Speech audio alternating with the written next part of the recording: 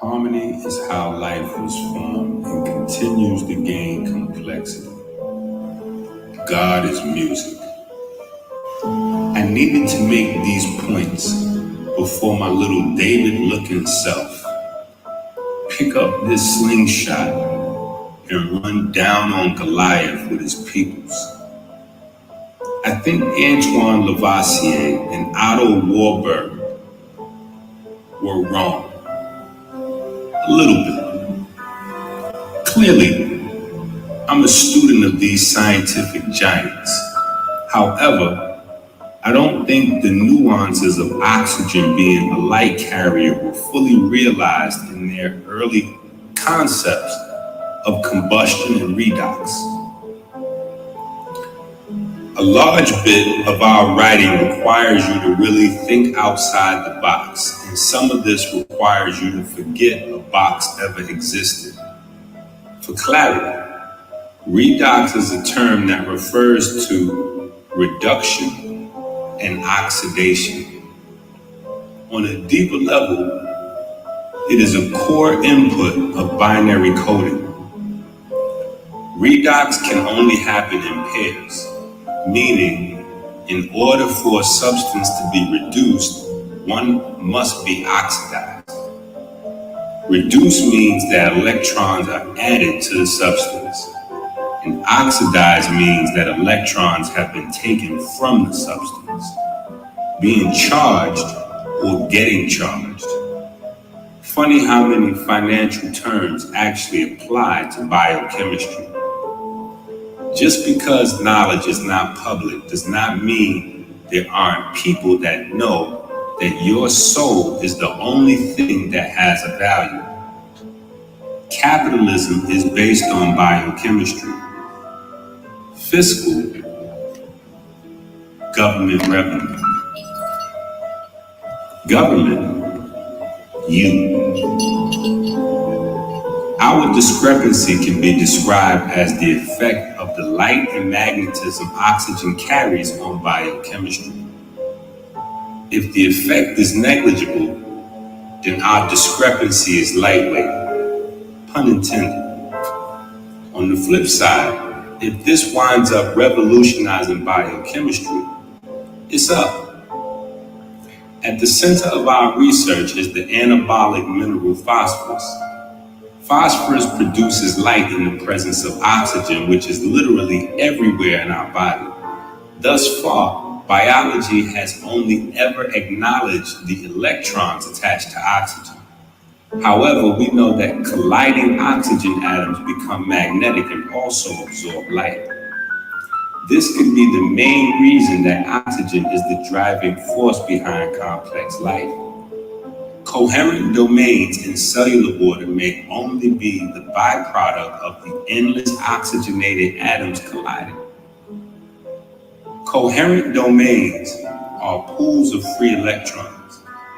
Melanin is able to harness and feed the NRF2 system, DNA, RNA, mitochondria, or sirtuins from via NAD electrons from these pools. NAD is a metabolite of tryptophan in much the same way as harmine, the nutrient that regrows beta cells that's in book 4.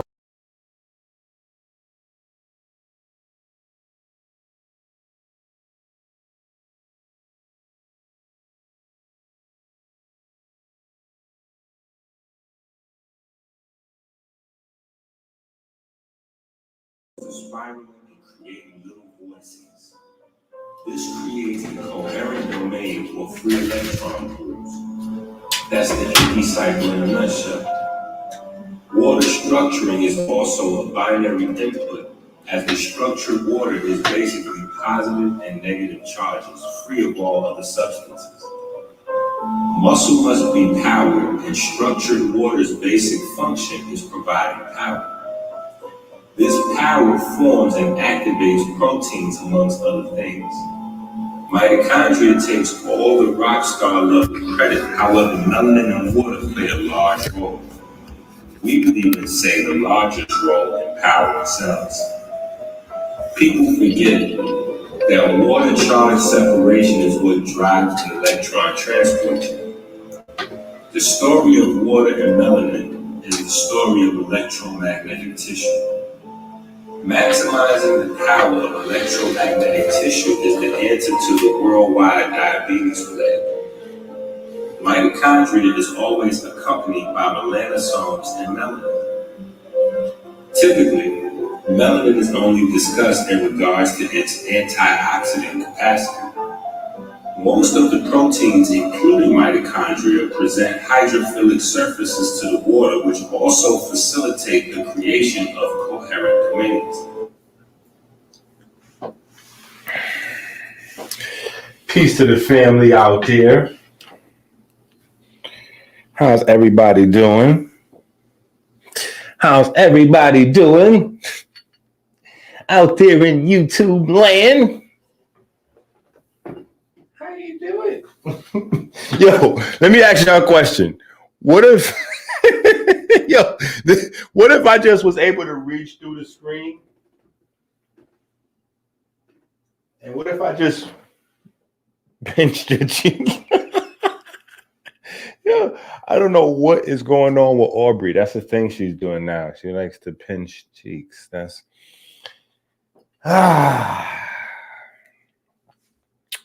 How's everybody doing? How's everybody doing? So of course,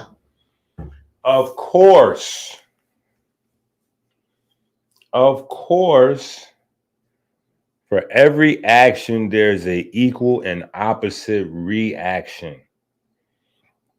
So on the eve of hip hop's 50th anniversary, I believe they're getting ready to do the 50th anniversary. I have a special guest.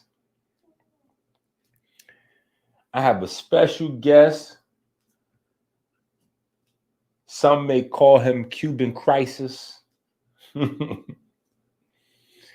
Some may just know him as Brother Malik. Some people may even just call him the Spanish guy that Dr. Inky. No.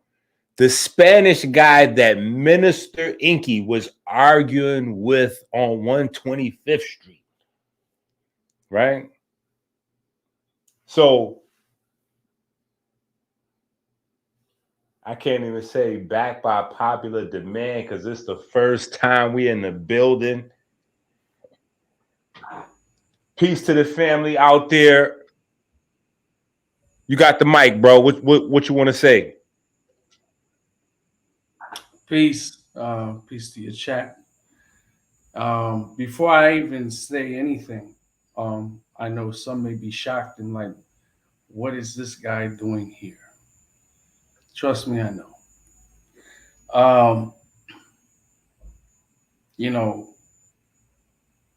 Let me just say this without going to a whole bunch of explanation. I reached out to Inky not that long ago, and the intentions was not to reach out to him to come on his platform. The intentions was that, in the gist of it, life is short, and I've had a lot of people I've lost over the years, and somebody that was very dear to me passed away, and I have just been extending my hand to different people because life is short, and to even, and like I said to Inky, like even if you're not something, this is something you're not even thinking about. The fact that I was thinking about it, and that was a day that pissed me off. That is a fact, and it is a day that I think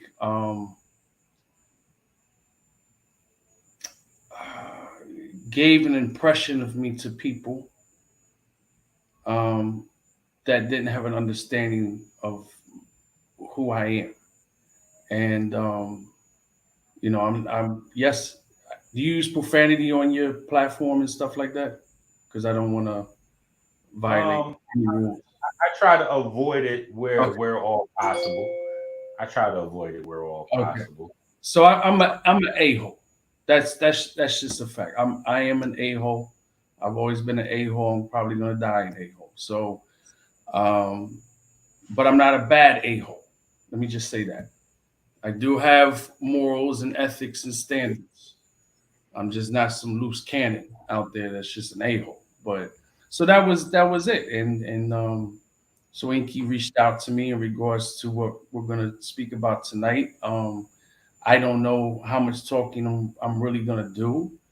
Um, but the video you see playing is the infamous video, and on on, on my end, I do want to say something in regards to this video, that there has been a statement made that is absolutely not true, and the statement that was made, you know, was that Polight sent Inky to 125th that day for me, and that's not true. I happened to go to 125th that day for a T-shirt. There's a brother that was further up 125th, which would be in back of where I was, that sold some shirts. And when I happened to go that way, I saw Saneter outside and I saw Inky. And we were just having a casual conversation. And then, so there was no thing that Inky came there for me, and I came there for Inky. That's not the case. And I'm saying this because I'm out of the loop on what's going on in the quote unquote conscious community. There's certain things I am aware of. Um, there's things that I've laid my position out on over the years of what I've thought about Polight and New Covenant and New Wapians. And it's like on my channel, there's things I do periodically, um, where I will present things that York taught as far as ideology and show the inconsistencies and the contradictions in it. But I don't get caught up in the conscious community because I learned a lesson, especially from that day. And the lesson I learned was that in the end, you're going to be chasing your tail. And it's going to be back and forth, back and forth, back and forth, back and forth, back and forth. And I don't got time for back and forth. We can agree to disagree and we can leave it like that. This doesn't have to be volume 12 of the fight. Like, I don't get into that. I have other things that I'm concerned with in my life that I'm occupied with and things like that. And I don't have time for that. So this isn't a video that I'm trying to go back and forth with people. No, I'm just presenting, making a statement that that is not the case. And if Brother Inky has any questions for me, I see the title with Lance Taylor, his alias in it. I'm more than happy. No issue talking about it. I was in a documentary and I've done several shows regarding the Zulu Nation. And in closing, I want to say this: in that video, and when I look back at now, and I'm not saying this to Brown or nothing, but Inky's hilarious. Okay, you're just one guy in the camera. There was many things stated. I appreciate that. When I look back, it's hilarious. It is. It's funny. Can't say it's not. I would be a liar. No. It was comedy. It was comedy. But that was in the time frame of when I left Zulu Nation. So when Inky addressed the tattoo on the hand and other things, and I stated I was in an organization for a long time, and I basically said something like, I don't want to talk about it or whatever. Wait. Before you go into that, I can't find the link. I was looking for the link you sent. Can you resend it real quick so I could pull it up? It's in the private chat. Yeah, that's where I'm looking. There's nothing. Okay, I'm putting that again. So I was not. First of all, I was very depressed at that time in my life because of what I found out. The things I found out, and here I am. If people weren't willing to accept the things I was saying about York in Polight, there's no way at that time, if I came forth and I said, I found this out about Lance Taylor, this is why I left Zulu Nation, nobody would believe me. And when you say Lance Taylor, you mean Afrika Bambaataa. Yeah. So just for the people watching, because everybody is not. When you say Lance Taylor, I only know because I'm from the Bronx. You know what I'm saying? I'm sure the large majority of the people watching are like, Lance Taylor. Who is Lance Taylor? So, and right now they doing the 50th anniversary for hip hop. Mm-hmm. Yeah. So that was basically, it was, I was going through a lot of things. I was going through depression. I was going through a crazy bad relationship at the time. I was going through financial struggles, and I had a lot on my plate, man. I had a lot on my plate at that time. And I wasn't there. I wasn't yet ready to publicly state anything. Like, for example, when that press conference happened on 125th, I wasn't invited to that press conference to speak. I only spoke because. Let me tell you, I was. Okay, go ahead. I don't want to cut you. I only spoke because Sankofa basically was like, "Yo, let him talk," because he was a member. And part 3 is no longer available to see unless somebody downloaded it. But I'm like the last person speaking on this thing. And when I spoke that day, I know a lot of people may not know this, but yeah, you saw on video that there were members that I grew up with as teenagers that were in Zulu Nation, that they had left it. I believe they had left at that point in time, and this is where Zulu Union was being created. But there were 2 other people in the crowd who I had a love for. It was a sister and her husband at the time. He had passed away, and they were down with Zulu. And so it was hard to talk about. Now I have no issue talking about it. Now it's like, I'll talk about it, But at that time it was very difficult to talk because I spent from the age of 14 to 37 in this thing. How many years ago did we have that debate? Because Saneter keeps posting it and reposting it, so I don't know when the original date was. I want to say that it was more than likely in 2015-ish, maybe wow. 16, but I definitely want to say 2015 because I know almost 10 years ago, about 8 years ago. Yeah, because I had left. Zulu was still fresh. I left it in May of 2015, the first week. And this, I remember it was like a rainy day that day. What was that, like August or September? Maybe it was something like that. It was like the beginning of the fall. It was like fall season, I believe, something like that. Because I had that. Plus, I had that jacket on. That's a giveaway. I'm not gonna wear that jacket. Yeah. It was like early fall, something like that. Or if it was late fall, it was nice out because it wasn't too crazy out there with the wind. Because 125th it get crazy with the wind. You can't even hear, from the wind whipping the mic. Yeah. I got the call. And I got some of the back scene, behind the scenes stuff that was associated with that press conference. Now, years later, in hindsight, I'm happy. Every day we make a zillion different decisions, and some of those decisions age really well, and some of those decisions don't age well. But me choosing not to take part in that fake press conference because Doggy Diamond was behind the scenes with Saneter. They put it together.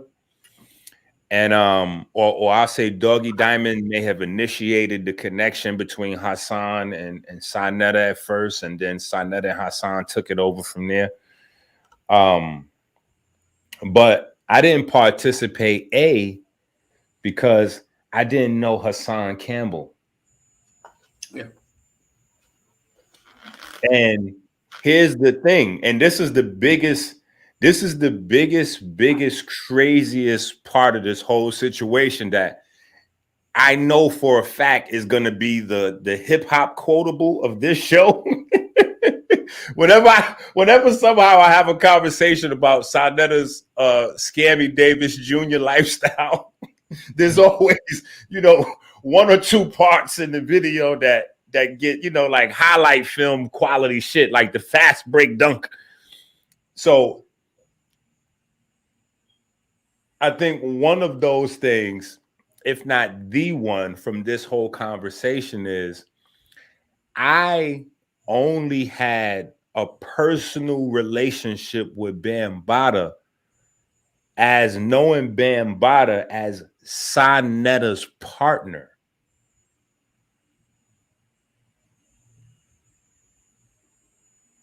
You see, that changes the complexion of all of these different stories that's out there. See, I didn't know. I was never aware of that. But I'll tell you something. Bro, hold on. Listen, there's a lot of people that's not aware of that. Mm-hmm. There's a lot of people that's not aware of a lot of the nuances of the conversation. You see what I'm saying? So first things first,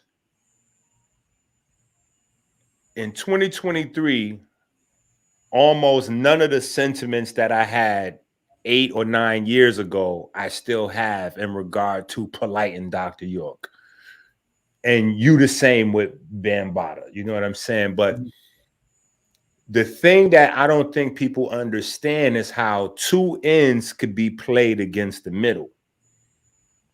You see what I'm saying? So I know Bambaataa as the music guy and started the music and all that from the Bronx and classic hip hop. I know all those things that everybody knows coming from New York City. That's damn near you know that better than you know information about people in your family. You know about KRS-One and Afrika Bambaataa, and these people and the stories associated with them.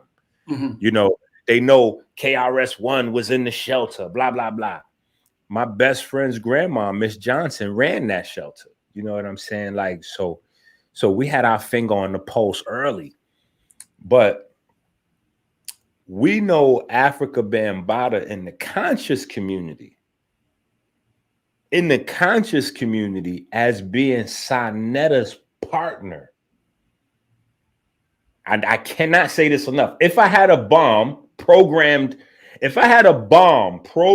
onto this StreamYard shit, I would be hitting the button. Matter of fact, I got 2 cute little doggies. Let me play the dog. Yeah. See, this is special delivery shit here. Oh yeah, this is special delivery shit. I could not participate in that fake press conference because I could not understand what was happening. And I know that Saneter is like a con man. He like the guy at the carnival where you gamble and you start gambling with like $1 before you know it, you done gamble, doubling it back. You done gambled your whole rent away with these slick talking niggas. Saneter's like that. So I knew if you can't process everything at once, fall back. Because there's usually some other, there's some slickness to Scammy Davis Jr. movements.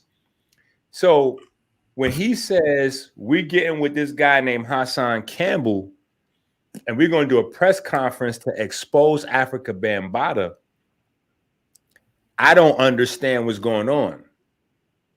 So that for me is enough to say I'm not participating because I only know of Afrika Bambaataa as Saneter's partner in consciousness. This is something that everybody that participated in the conscious events that took place in Harlem will recognize immediately. This is why I'm saying I can't believe how people is not discussing this more. Like I can't see how this fact slipped through the cracks. It's interesting you say that. And I'm not at all saying the statement's true or false. I honestly don't know, and that's the first I've heard.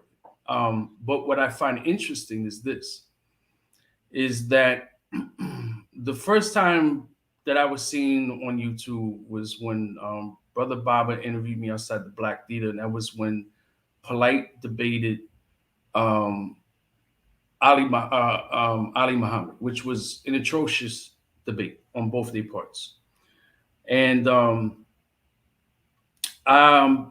Bam was there that day, okay, and I was doing. Bro, let me stop you right there. I mean, that's a perfect part. Then you can finish your bill. Yeah, no problem. Bam was there every event. Bam was not only there every event, but Bam was there Monday through Thursday, to the point where that's a fact. I know that for a fact. Yeah, to the point where people that were looking to do business with Bam, they knew if they couldn't catch him nowhere else, they could catch him right there at the National Black Theater Monday to Thursday night, because he's doing the conscious events partnered up with Saneter and the National Black Theater.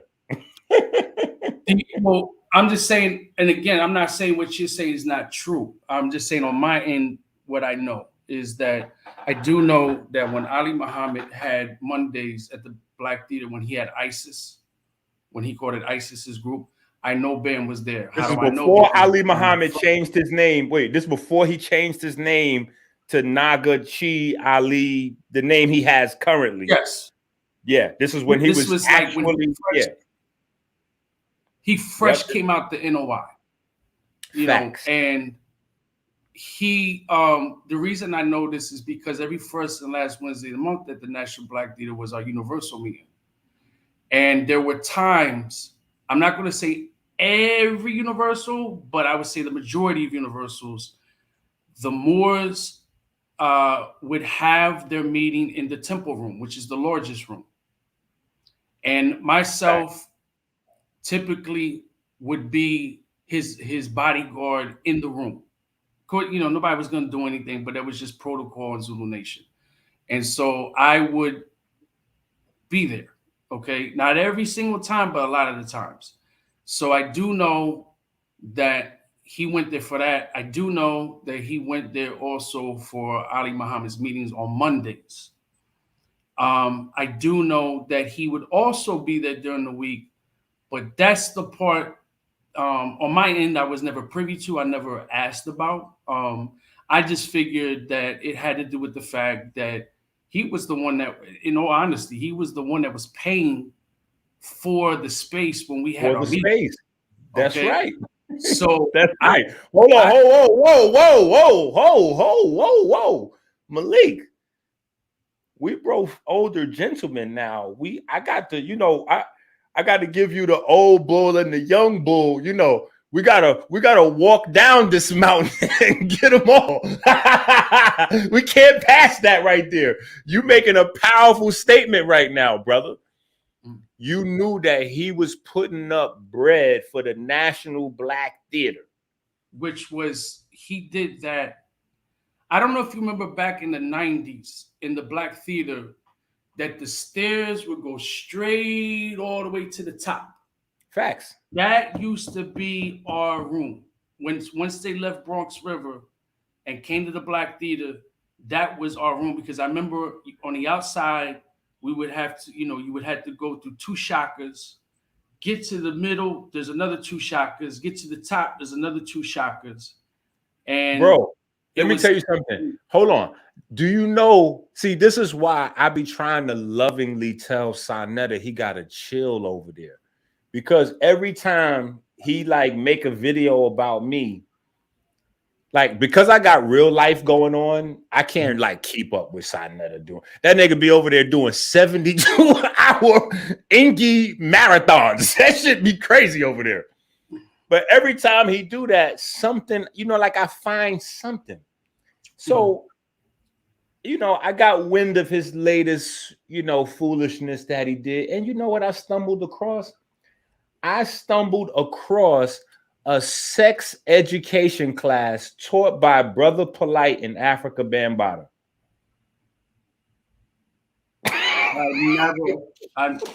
That's interesting.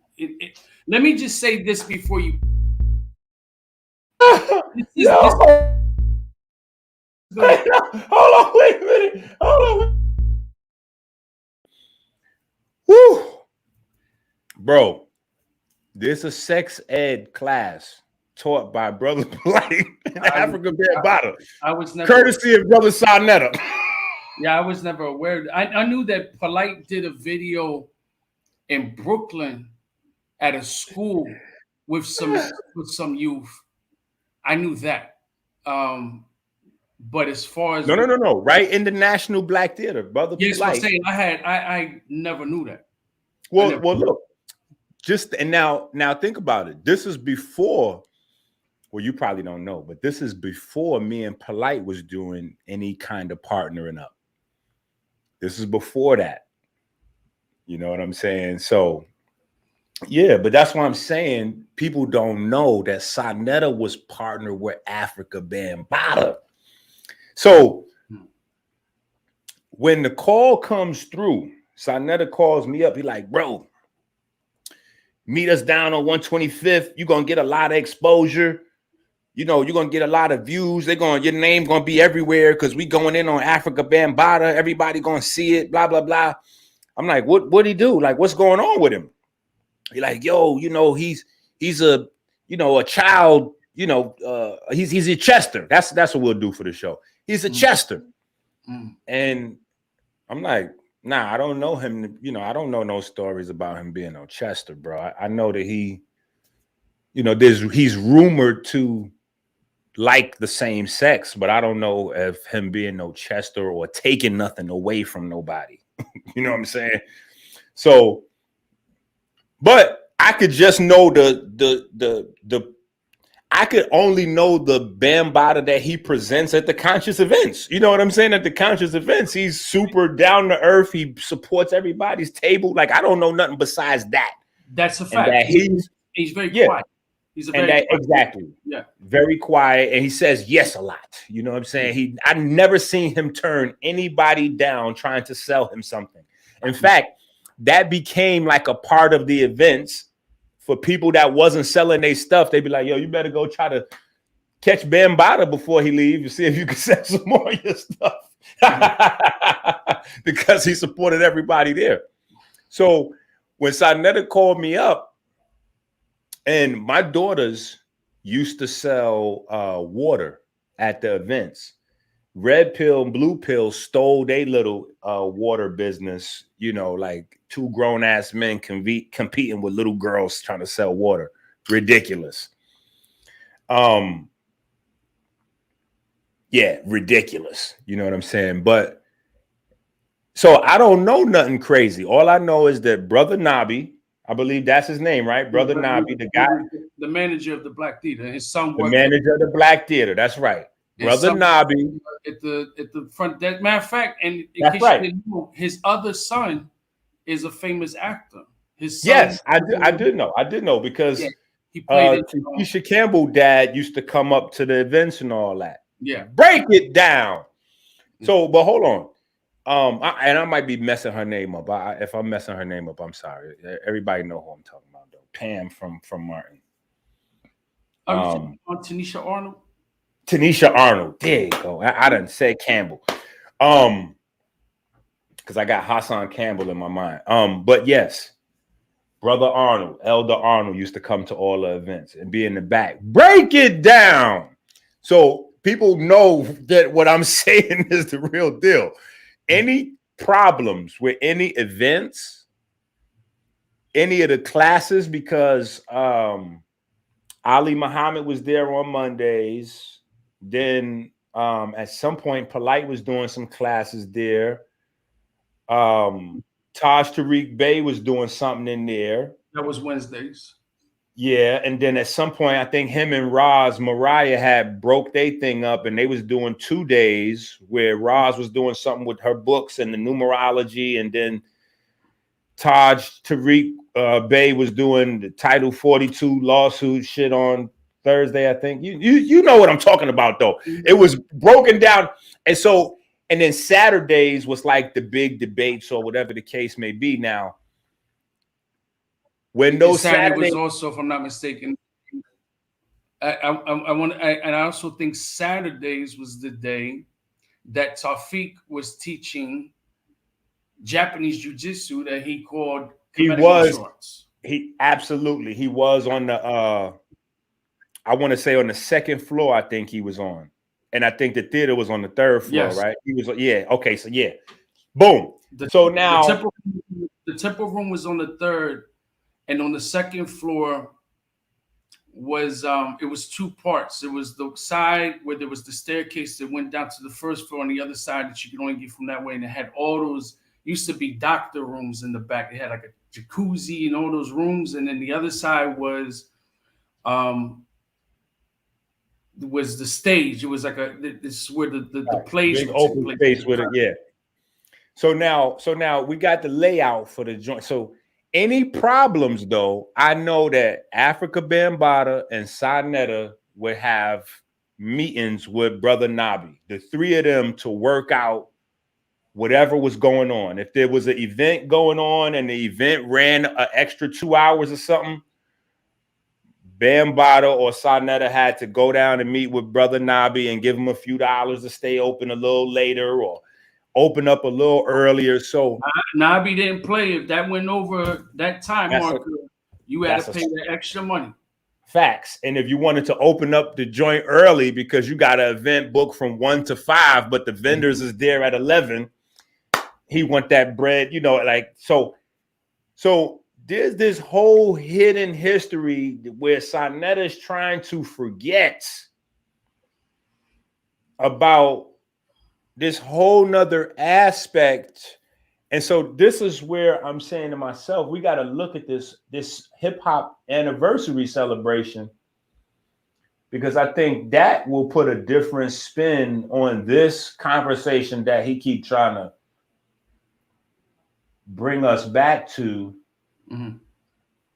Hold on, let me bring this up. Let me just say this real quick, because this is definitely pertaining to what's being spoke about here. All right, so yeah, go ahead. Yeah. All right, so going back to when I was first, everybody saw me on YouTube. Brother Baba introduced me. It was outside, and Polight debated Ali Muhammad, and I was on post with Bam.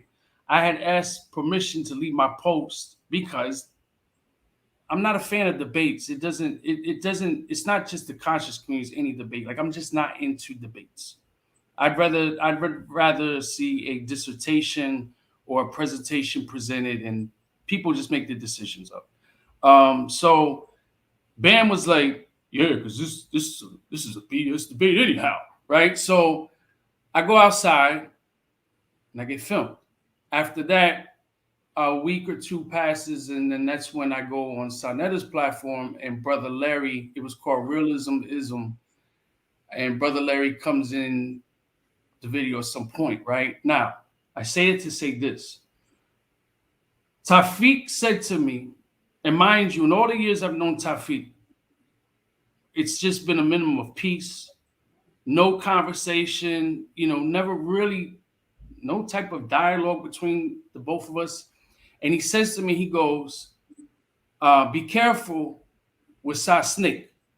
Bro, hold on. I was going to tell you, the only advice Tawfiq ever gave me was to be careful with Saneter. He says that to me. And when he says it to me, I was like, what are you talking about? Right.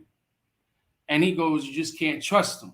He's like, if you keep dealing with him, you'll find out on your own. Right now.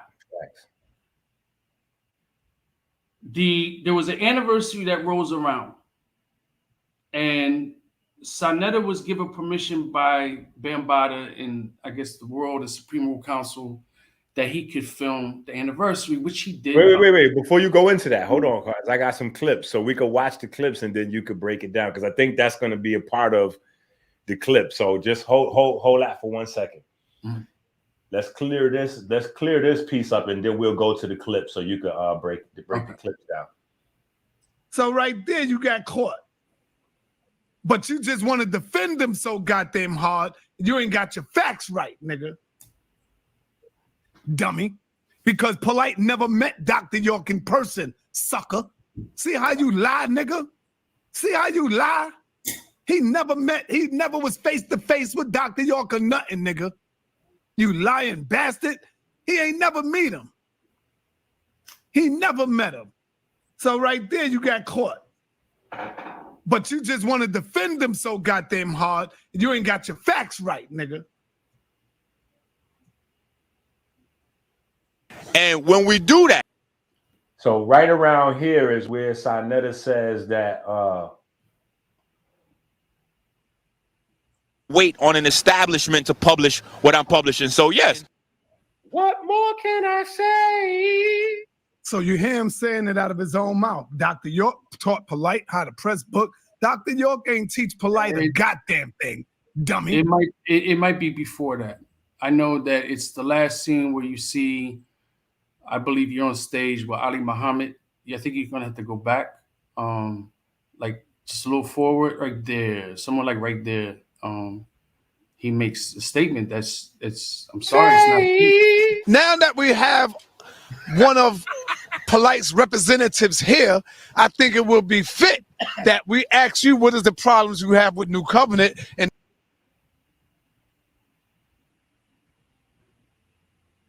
so, but the bottom line is he makes the statement in this video that Polight sent me there to meet you. Yeah, it's like right a few seconds after that.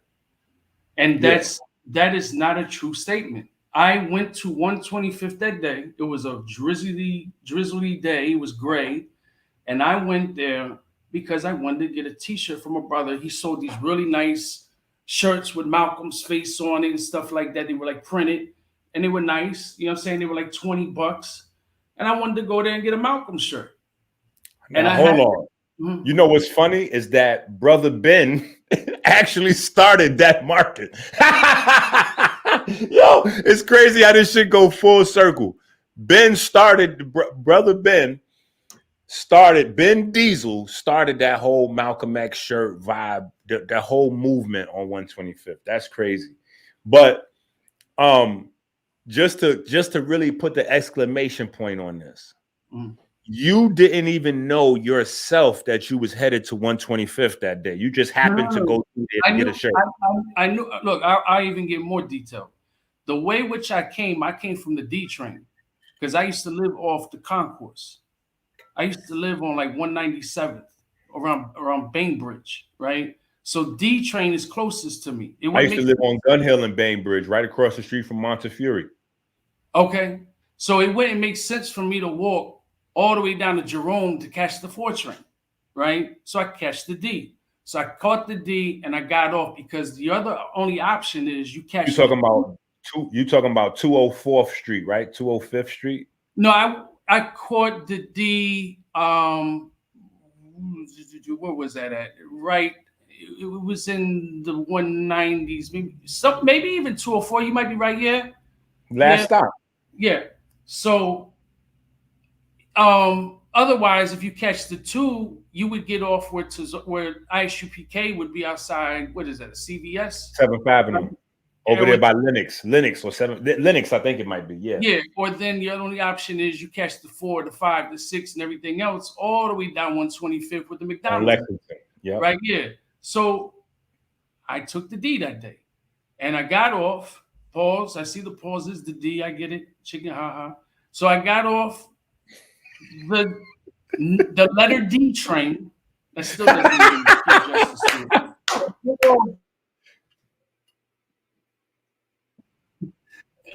And I happened to see him, right? And I saw you, and to be honest, I knew of you, and I'm be totally honest here. The only thing I ever heard about you was the water thing. Okay, I didn't know anything about you. I didn't know what you believed in. I never took a time to say, oh, let me investigate Inky. I didn't. I happened to see you that day with Saneter, and then we get filmed. Polight, listen, I'm not that important, all right? Where someone's going to send somebody because I'm talking mess about their organization or about their spiritual father's organization. No, but I think, well, see, look, what I think that plays more into is the deviltry of Saneter and what he was trying to do.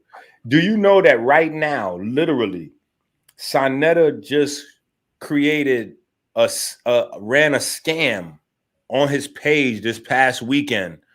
A young girl passed away. A man posing as her father from Saneter's panel.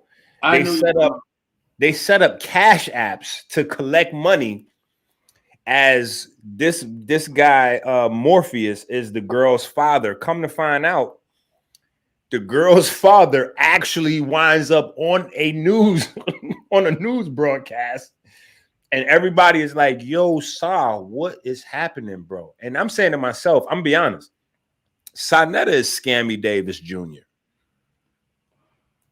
He didn't already ran so much scams with the Cash App, and people always look in the other direction from where he say, when the money come up funny with Polight, he go, Polight got it. When there's nobody around left to blame, he say Nepal got it. This is just why I say this is why I stay out of things, and as far as if I'm not giving commentary and stuff like that, I've learned my lesson. You know what? Time is the best revealer. That's a fact, because in time you get to see what's going on. So I just don't understand how the audience over there can continue to justify looking the other way with every scam.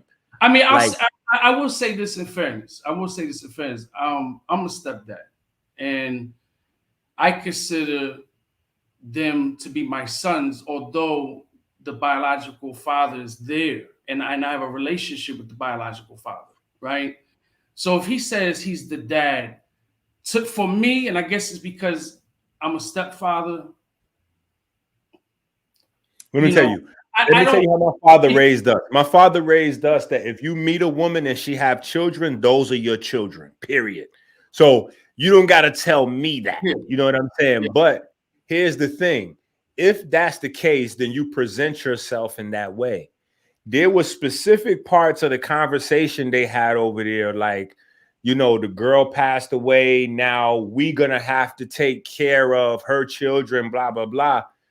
In the actual press conference with the actual news, the actual police, and the actual father, those were all the things that the actual father said. So it's almost like word for word, they just read the script of the actual father and never ever volunteered stepfather until called out, because the Cash App changed a few times. First, it was going to Garfield Cash App, Saneter's Cash App. Then at the very end, Chief X had to get on them, and I believe that they, you know, might have pulled up a GoFundMe at some point, but that money was going into Garfield account. Yeah, I'm staying clear away from it. Staying clear away from it. But so that's what I'm saying. Look, so what I'm saying is not only just the conversation with you and I'm saying that there are many things that people may not fully understand watching what goes on the live streams. Now, right here, we're going to go into some of these clips, and then I'll let you break down what you're seeing from your perspective as we go through. Can I just throw this in here? It's going to be real quick. Yeah, go ahead. All right. So when Tafiq says that to me, all right, and like I said, wait, but don't go into the anniversary thing, because I want to show the clip first before you get to the anniversary part. All right, because it is relating to the anniversary. Yeah. So hold it to yeah. Right.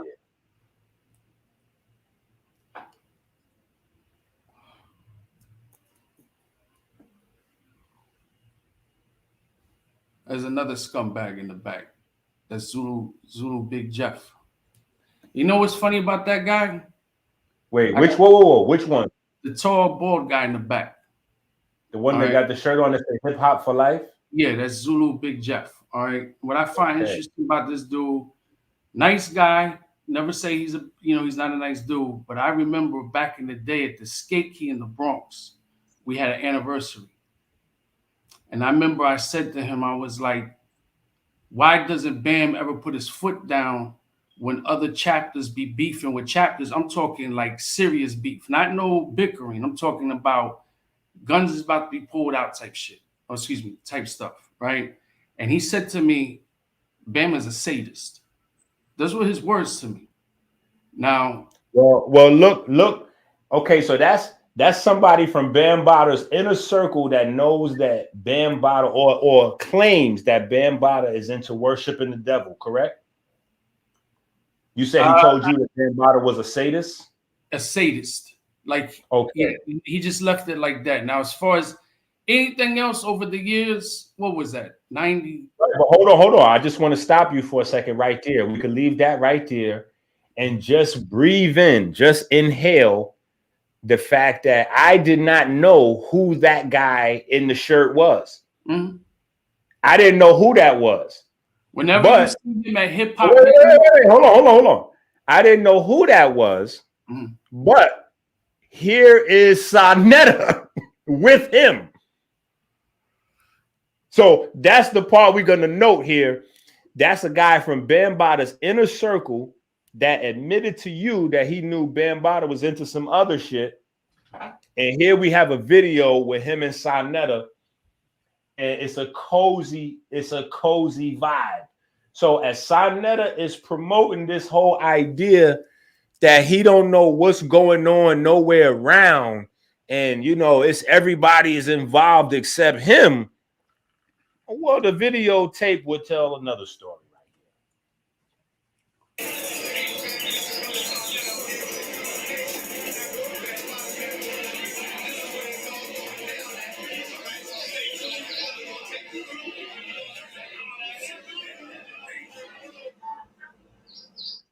So again, this little clip right here is from Saneter at the hip hop anniversary celebrating Bambaataa.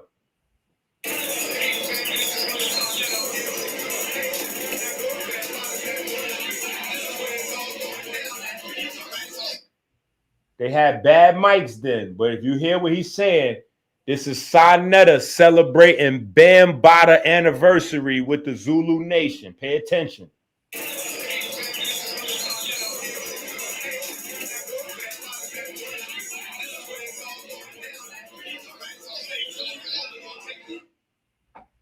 I'm here with the Zulu Nation for Afrika Bambaataa's anniversary. There we go.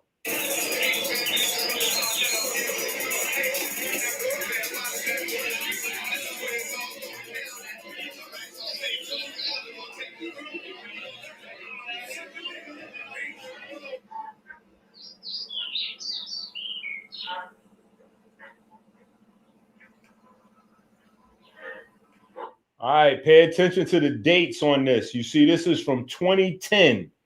This is from 2010. Now look at the title of the video. Romantic or Roman Antics? Raising Hiram and the Widow, monogamy or polygamy? Monogamy or polygamy?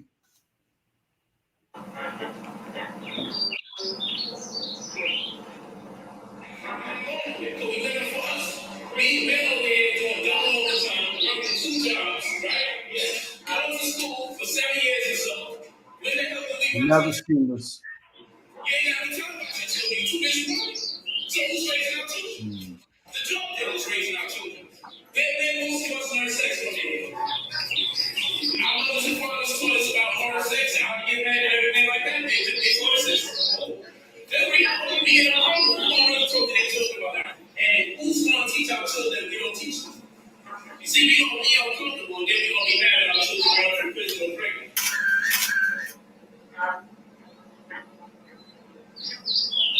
So everybody can see, everybody should be able to see Polight is teaching this sex ed class about who's going to teach sex education to the children with Afrika Bambaataa.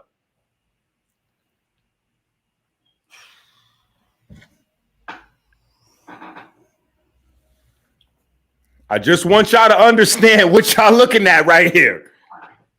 You're looking at Brother Polight teaching sex education, imploring the audience at the National Black Theater under Saneter to allow him and Bambaataa to teach sexual education to the children while promoting his lecture with Dr. Ali Muhammad. I want y'all to see that Dr. Inky is not a part of this here. This is a Saneter production.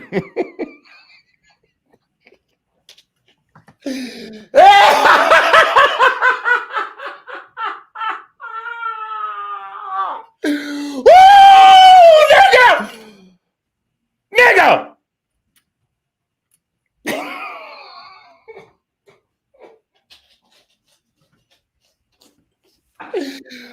Oh, shit. Listen.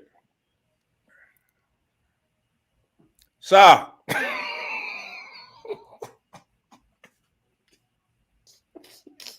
Hey, sir. Get your ass up, nigga. Get ready for another Dr. Inky marathon. Hey. That nigga Sa set up a sex ed class to be led by Brother Polight and Afrika Bambaataa to teach about how we should teach the children sex education. You know. So it's our responsibility. These are the things that we have to start addressing. But we address a lot of the metaphysical science. But we ain't really the fathers taught us about oral sex and how to get married and everything like that. They taught us this.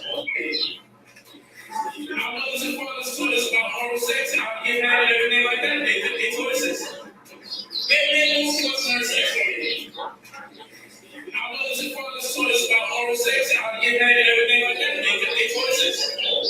That's reality. We get all the people talking to their children about that. And who's going to teach our children that they don't teach them? You see, we gonna be uncomfortable, then we gonna be mad at our children while they're prison or pregnant.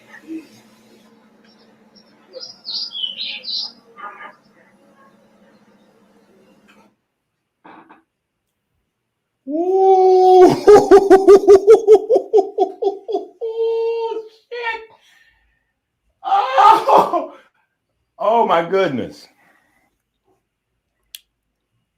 Did y'all forget about this series of classes?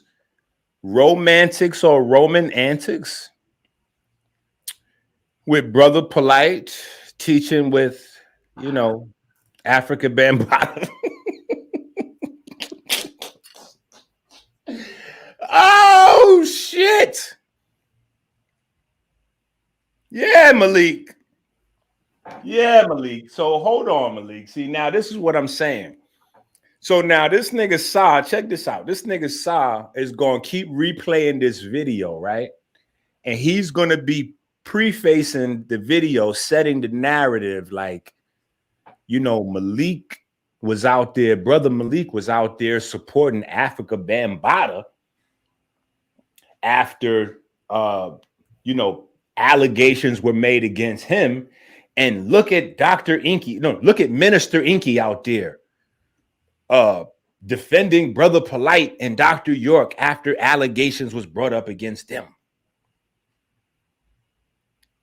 All the while, he's forgetting that he was partnered with Afrika Bambaataa all this time. Afrika Bambaataa and he were bringing Polight to 125th Street with King Simon. Oh, they must have forgot all the video footage laying around. Now look at this picture here. This picture right here is a picture that Saneter had done. Saneter had this picture done so that he could market all of the people that are a part of the House of Consciousness. This is Saneter. Put up his time and money in his face to create a logo for his business where he could show the people all of the teachers that are a part of the House of Consciousness brand. See, this is how you show that the devil is a liar. This is him who put this together. Now, who do you see in this? Natural Tahuti, Lord Abba, Ali Muhammad, Brother Polight, Sue Tech, Shaka Akmos, Brother Nasi. Wait a minute. Do you know where's Brother Nasi right now? From what I heard, he's in hiding. Why is he in hiding? Due to pedophilia, to my understanding. Due to pedophilia. So this is yet another member of the House of Consciousness as per Saneter. Do you see who's not? Do you see the person who's not in this picture? Dr. Inky. So when he says, yeah, Inky, no, sir.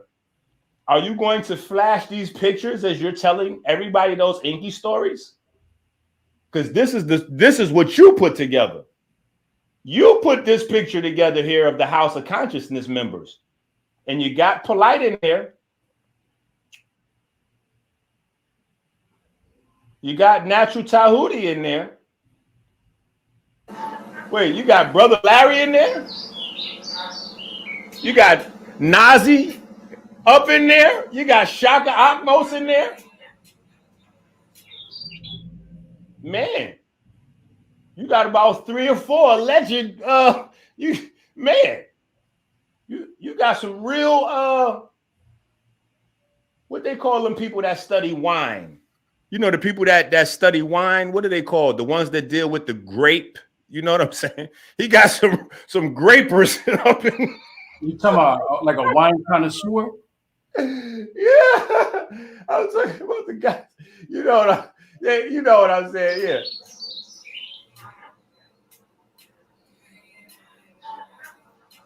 So this is a very interesting collective. And it's funny, he got Ali and Sutek down front. You don't see Dr. Inky in this picture.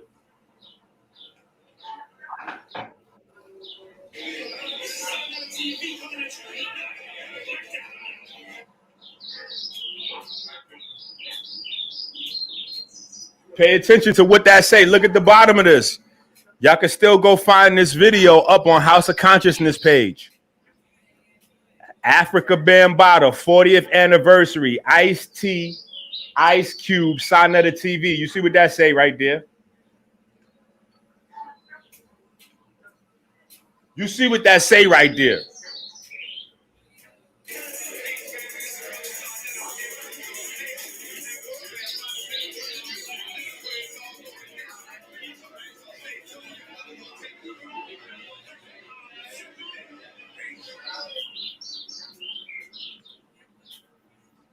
Yep.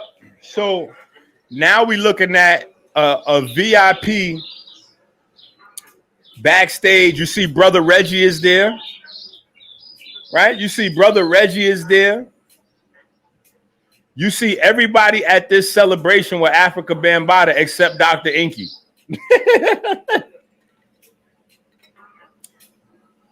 That brother right there. Pause it very quick.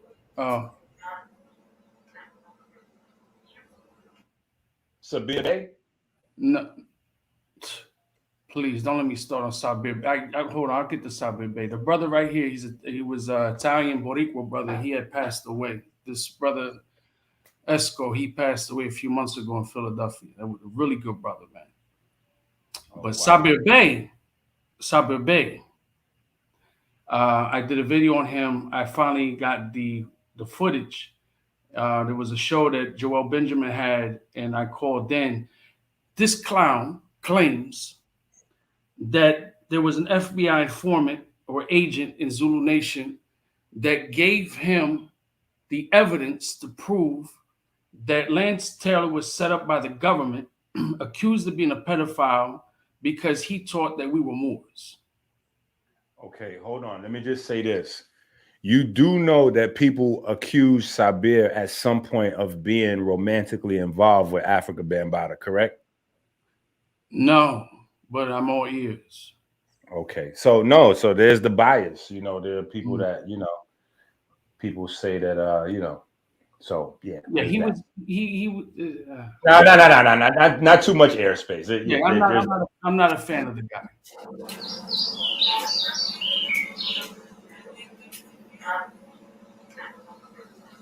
But this is definitely the behind the scenes celebration of Saneter, House of Consciousness, with Brother Polight and Afrika Bambaataa. In fact, Saneter has Polight looking for business victims, customers. Yo, Saneter got Polight down there fishing for famous marks. You know what a mark is? Somebody you can run a con on. Mm-hmm. Yeah, so Saneter gets in with Bambaataa and brings Polight around the old school rappers.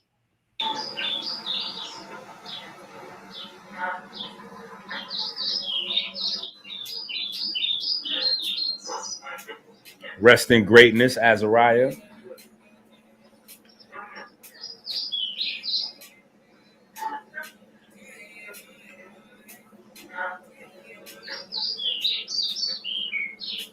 I can't stand him. Sabir was a regular at the events with Bam. He came with Bam, he left with Bam. We don't know nothing else. Rumors came from amongst the Moors.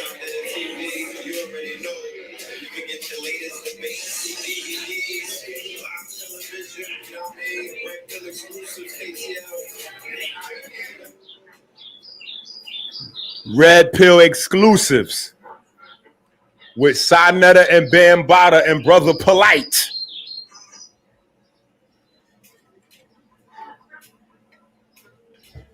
All the Chakra boys.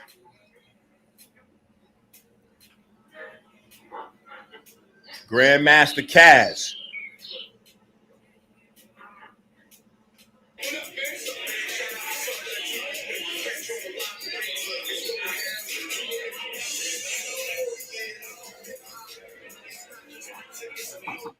I think that was Polight. I think that was Polight. To Right behind. No. That's definitely Polight. Hold on, listen. That's definitely Polight behind Immortal Technique. Yeah, now, nobody wore checker jacket. Hold on. Exactly. Nobody. Come on, bro. Nobody looked like a goofball wearing a checker jacket. Like he looked like he back from the what is that? The Fonzie. What's happened? What good? It reminds me of the chicks that was in the Last Dragon, that group, and they wore the taxi outfits. That's what hold on. Wait a minute. But here's the thing I want to draw people's attention to. The whole red flag fake beef of Hassan Campbell and Saneter. Notice that all the players in that drama are all hanging out in this video having a good time together. Immortal Technique, Saneter, Tafik is in there. Afrika, wait, I think I cut Tafik out. But he's in there. You know it's a Zulu Nation joint. You know he up in the building somewhere. Afrika Bambaataa's there. Everybody's there having a good time together.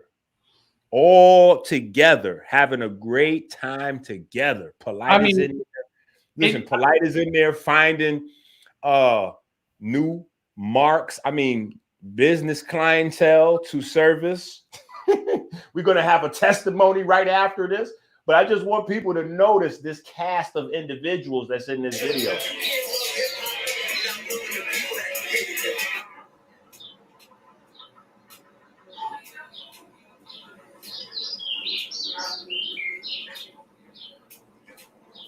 Very, very, very important. So we could see that Afrika Bambaataa gave Saneter all access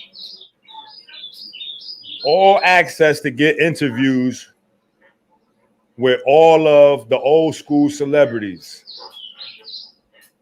courtesy of his business partner, Afrika Bambaataa. And him and Bambaataa.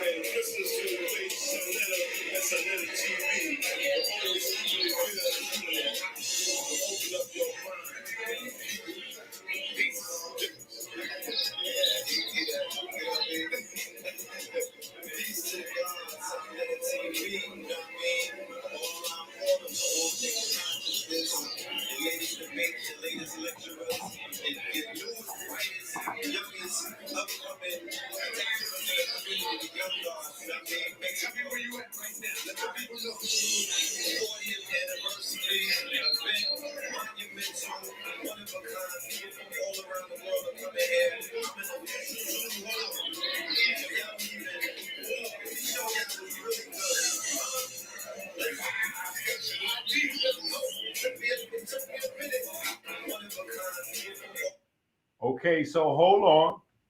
Y'all need to peep my man Red Pill out. Did y'all peep Red Pill?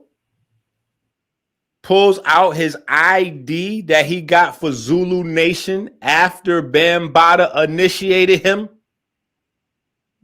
He was in I chapter want 16. y'all to pay attention to this shit here. You hear me? Yeah. Okay. Yeah, he was in What'd you chapter say? 16. He was in chapter 16. Yeah. But listen to what he say. He got his identification card directly from Bam. It took him a while.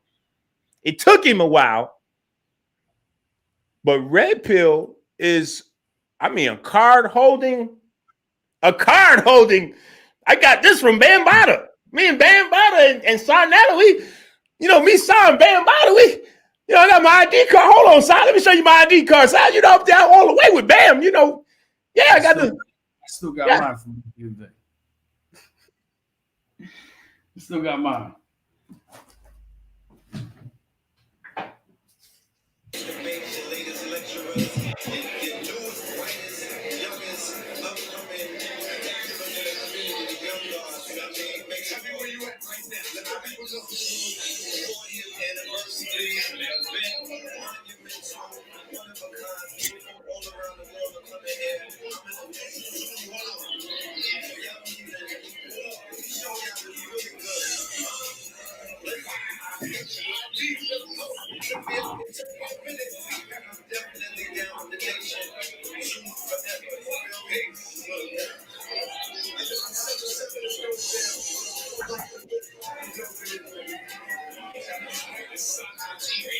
Yo, you see Immortal Technique introducing Brother Polight?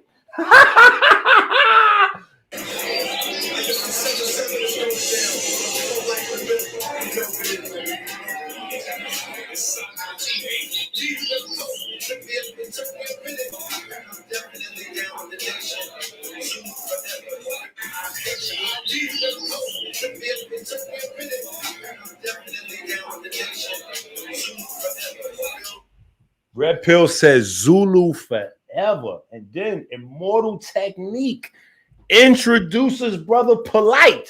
What?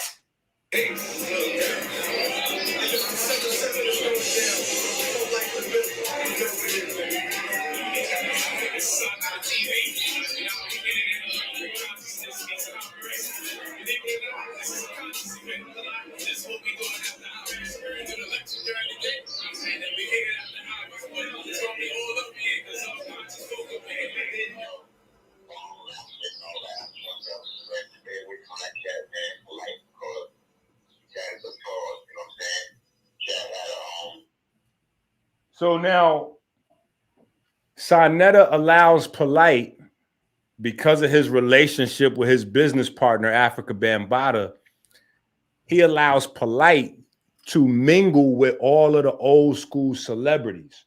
When Polight is mingling with the old school celebrities, he meets Granddaddy IU. When he meets Granddaddy IU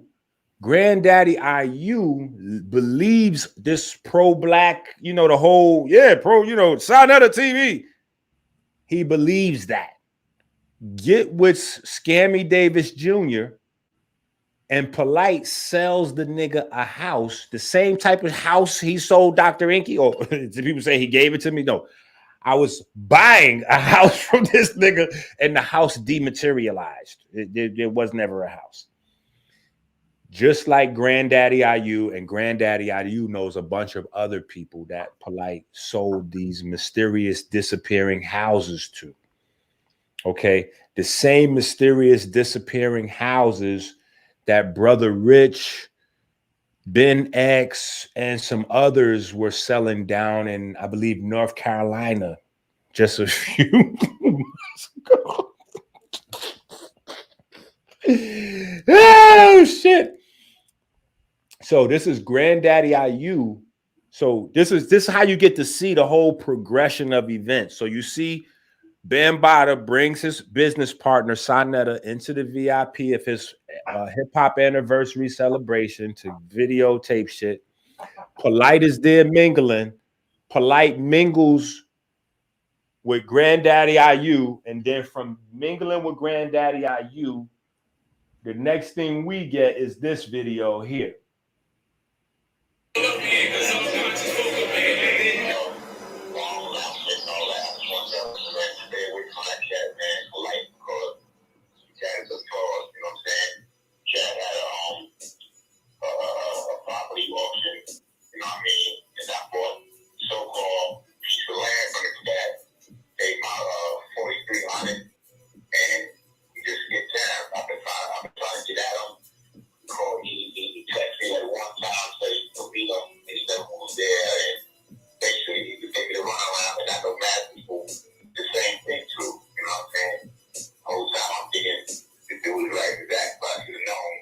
Streets. Grown men don't go find niggas' enemies. And finally, we are coming to the conclusion of this video. So after this, Brother Malik could go in, if he got some choice point. But this next piece of the video is very important, because this next piece of the video shows you guys how you've been scammed even when you didn't know you was being scammed by Scammy Davis Jr. The whole entire Saneter Hassan Campbell thing was a scam from the jump. Hassan Campbell and Saneter are family. They're related through 10 Toes Down. This is why 10 Toes Down has a platform where he's supposed to be holding people in the community accountable. But there's never any accountability held for Saneter and the ring of extraordinary gentlemen that he has. That's what we're going to call them. You know, the people into processing the grapes, the grapers, you know, the ring of grapers that he keeps around. For that wine, so they could stay drunk off their own egos. You know, they into that graping. So there's never any accountability from 10 Toes Down held, and here is the reason why. 10 Toes Down, Saneter, and Hassan Campbell are all family. The beef between them is fake for subs and views and likes. They blew up Saneter's channel. Saneter did not have that many subscribers before his beef with Afrika Bambaataa and Hassan Campbell. Nobody had ever heard of 10 Toes Down before, and nobody had ever heard of Hassan Campbell. Now, these are three of the largest platforms on YouTube, and I'm showing you right here the proof that that was all a scam, and the scam, the end game of the scam was to create these big platforms. So let's pay attention. Become friends with them. They don't do that, especially on the internet. That's not grown man shit. See, grown men, I thought you understood the art of war. But hold on, I thought you knew the art of war. I thought you knew how to play chess. That's not the real art of war. This is internet clowns. With this brother right here, right? He's from the streets. Did mad years in the penitentiary. He's just catching up to the YouTube beef because he's from the streets. Now, if he would have caught this a long time ago, this would have ended, because this is immediate family, a bridge between both of us that we both didn't know exist. This would have ended because this is immediate family, a bridge between both of us that we both didn't know exist. This would have ended because this is immediate family, a bridge between both of us that we both didn't know exist.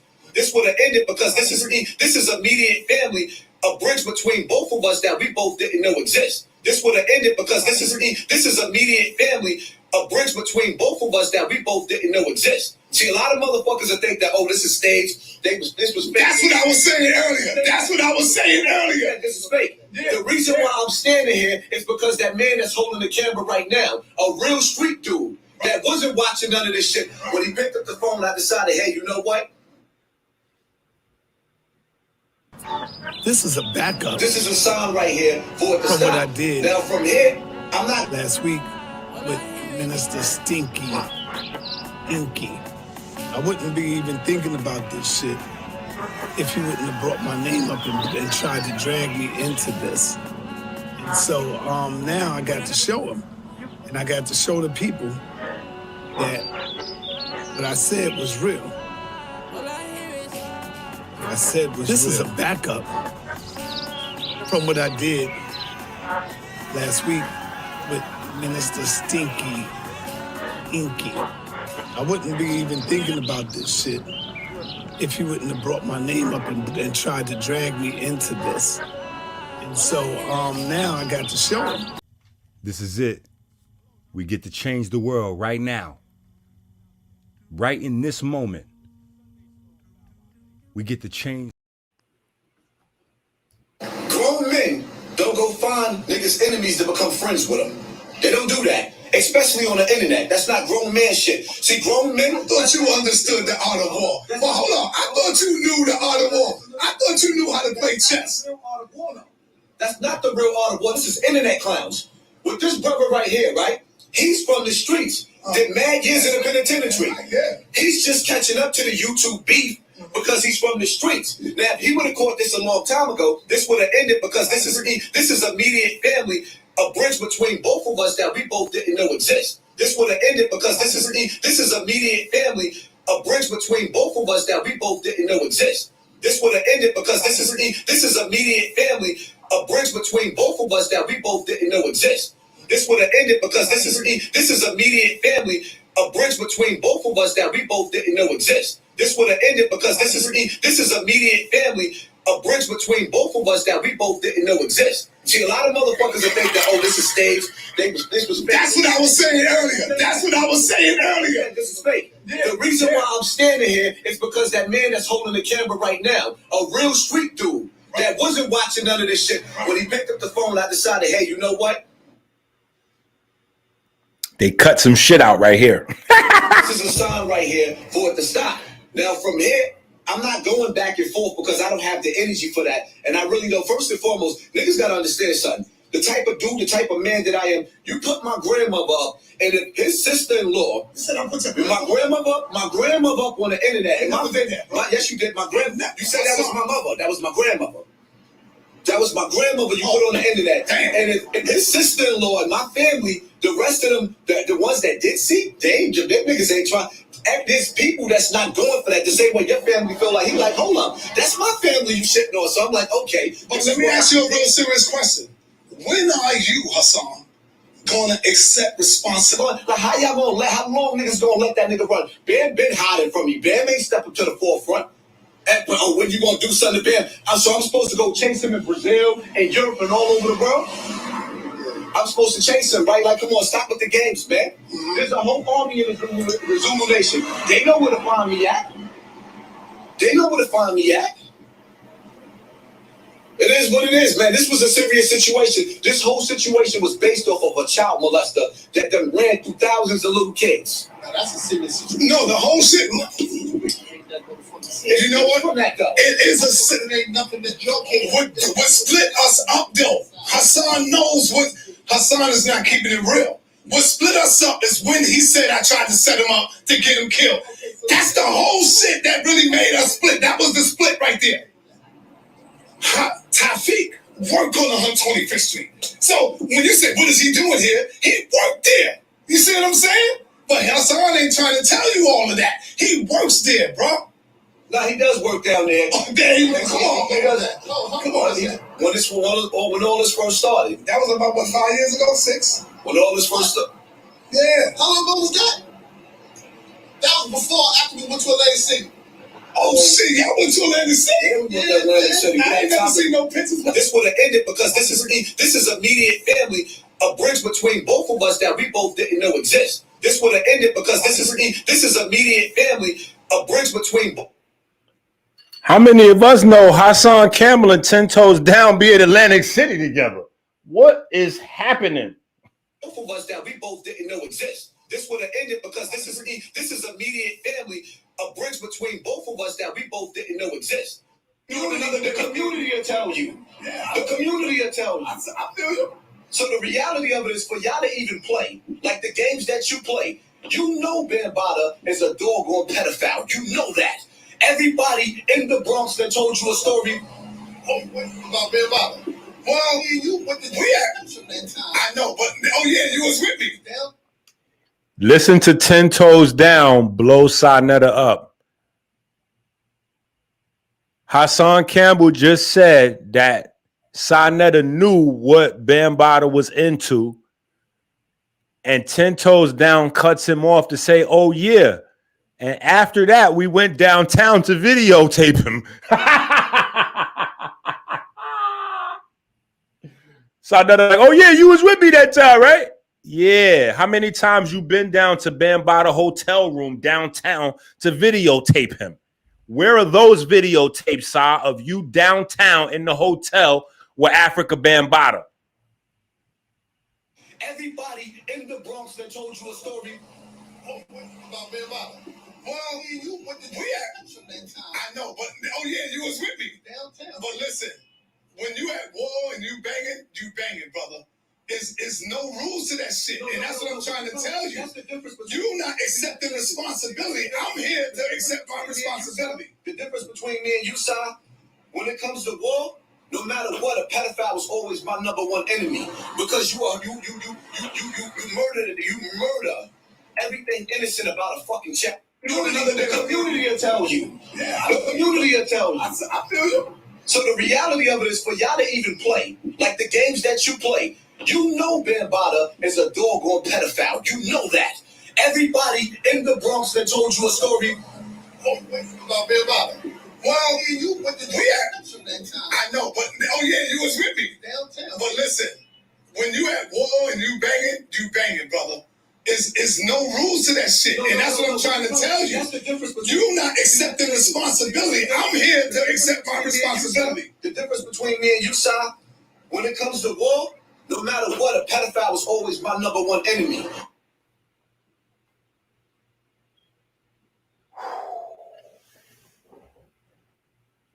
Brother Malik, that was a lot.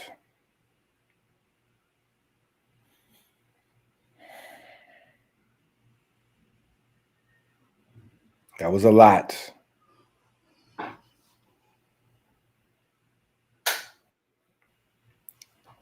I don't think that after watching those clips, I don't think anybody would confuse me or you for larger supporters of Polight and Afrika Bambaataa than Saneter. We just watched Saneter set up the old school artists for Polight to run the scam on them.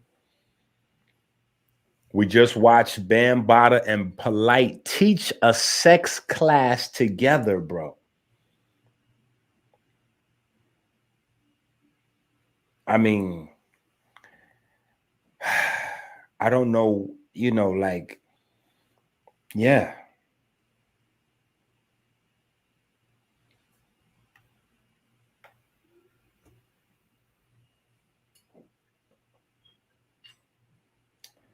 What say ye? All right, so two things. One, I just want to tell the story I was telling before. Yes. And then I'm going to state my position. And I just want to lay out ahead of time. My position is not to, and I'm not saying that you're going to do this, but for anybody to think this, my position is not to debate, okay? So before I even state my position, let me finish the story. So when Tafiq said that to me,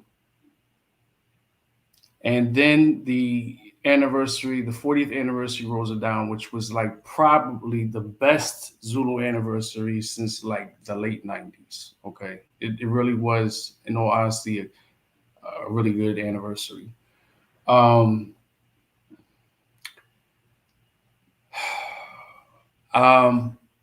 There is a video that me and Saneter are conversing. I'm trying to think the name of this video.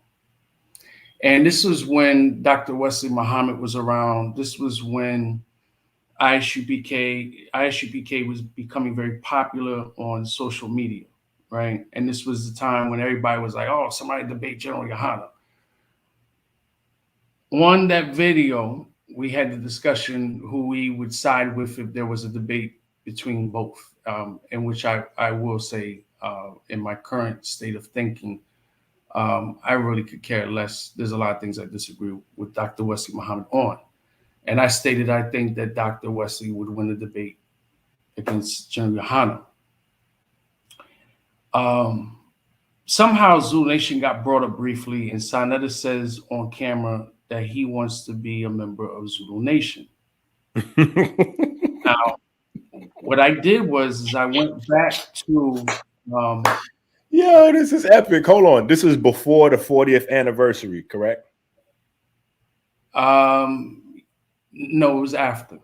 Okay, so this is after. But not too long after though. It's still fresh. Wow. A few months after. Wow. Now, for me to say this isn't a thing about he wanted to be in Zulu Nation.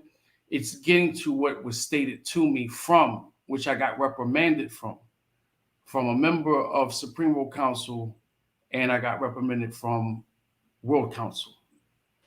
And I went and I told him, I said, listen, I don't know if you know a brother named Saneter, but he said he would like to join.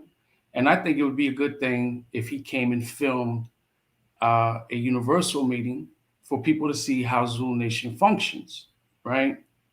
And that was really my primary objective at that time for being on the platforms, which I detoured from, because I was given a national spokesman position. So my thing was I was trying to recruit, and I knew that he had a large platform, and that was my aim.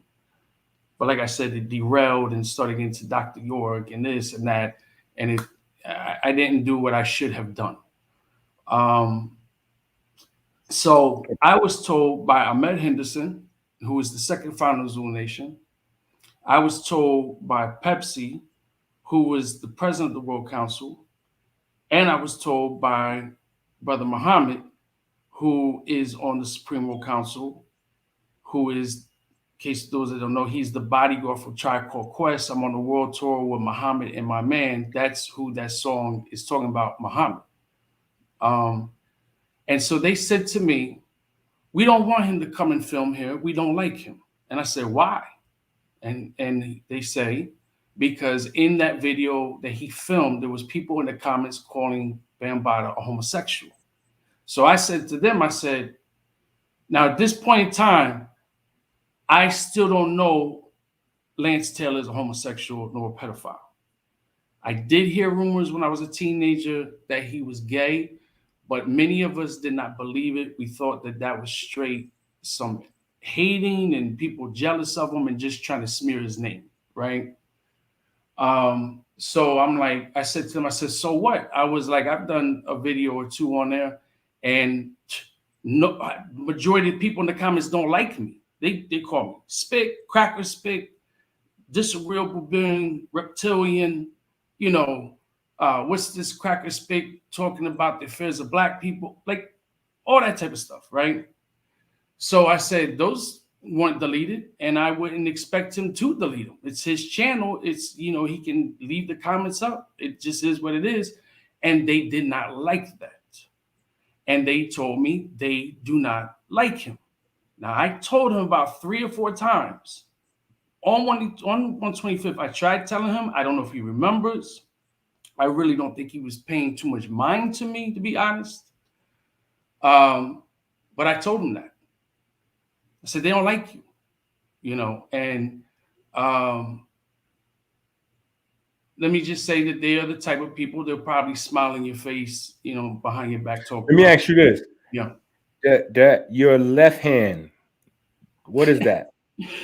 This was the hand that you pointed out in the video that I had the Zulu Nation tattoo. And at the time I wasn't able to get my hand tattooed over.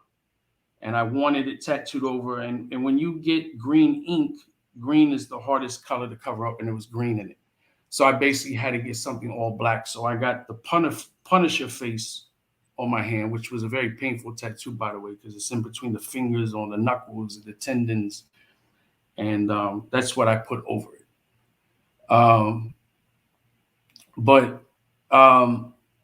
Now, as far as my position, okay,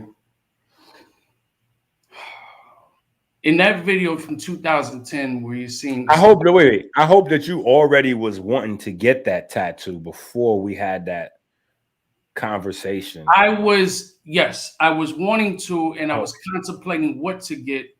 And what I really wanted, which I should have got, was I like Darth Vader. I should have got Darth Vader on my hand. No. Big pun forever. No. Not the comic book character. Not I know. Yeah. The Punisher. Yeah. But that's the Big Pun got his, you know, the Punisher. Yeah. So all right, so my position is this. In that video, the black and white from 2010, I can only go according to things that I know. So some of the stuff that you're presenting, I've heard some people say similar comments, but I've never heard nobody go in depth as you have explaining this argument. So in 2010, there are people there that I know that were unaware of things concerning Lance Taylor, right? So like, for example, you see Immortal Technique, then you see Polight, right? Okay, so prior to the anniversaries, on a Wednesday, at the nights that they have the universal meetings, they would have meetings with World Council and certain World Council members at the National Black Theater. Yes, and in those at the National Black Theater. In those meetings, I just want to make sure that people know that this is happening at the spot that Bambaataa and Saneter, you know, work together with Brother Nabi. So all these Zulu Nation meetings in Harlem is happening right there with Saneter, you know, right there, the National Black. Just so in fairness, I never ever saw Saneter or Polight at any of those meetings, and those meetings would take place between key people that dealt with the finances to people that was their kind of job over the years, that they were the ones. Yes. Yeah. You know, so you would see a Mickey Benson, right? You would see Lance Taylor. You would see a Muhammad. Hey, don't put no Ricos together on here.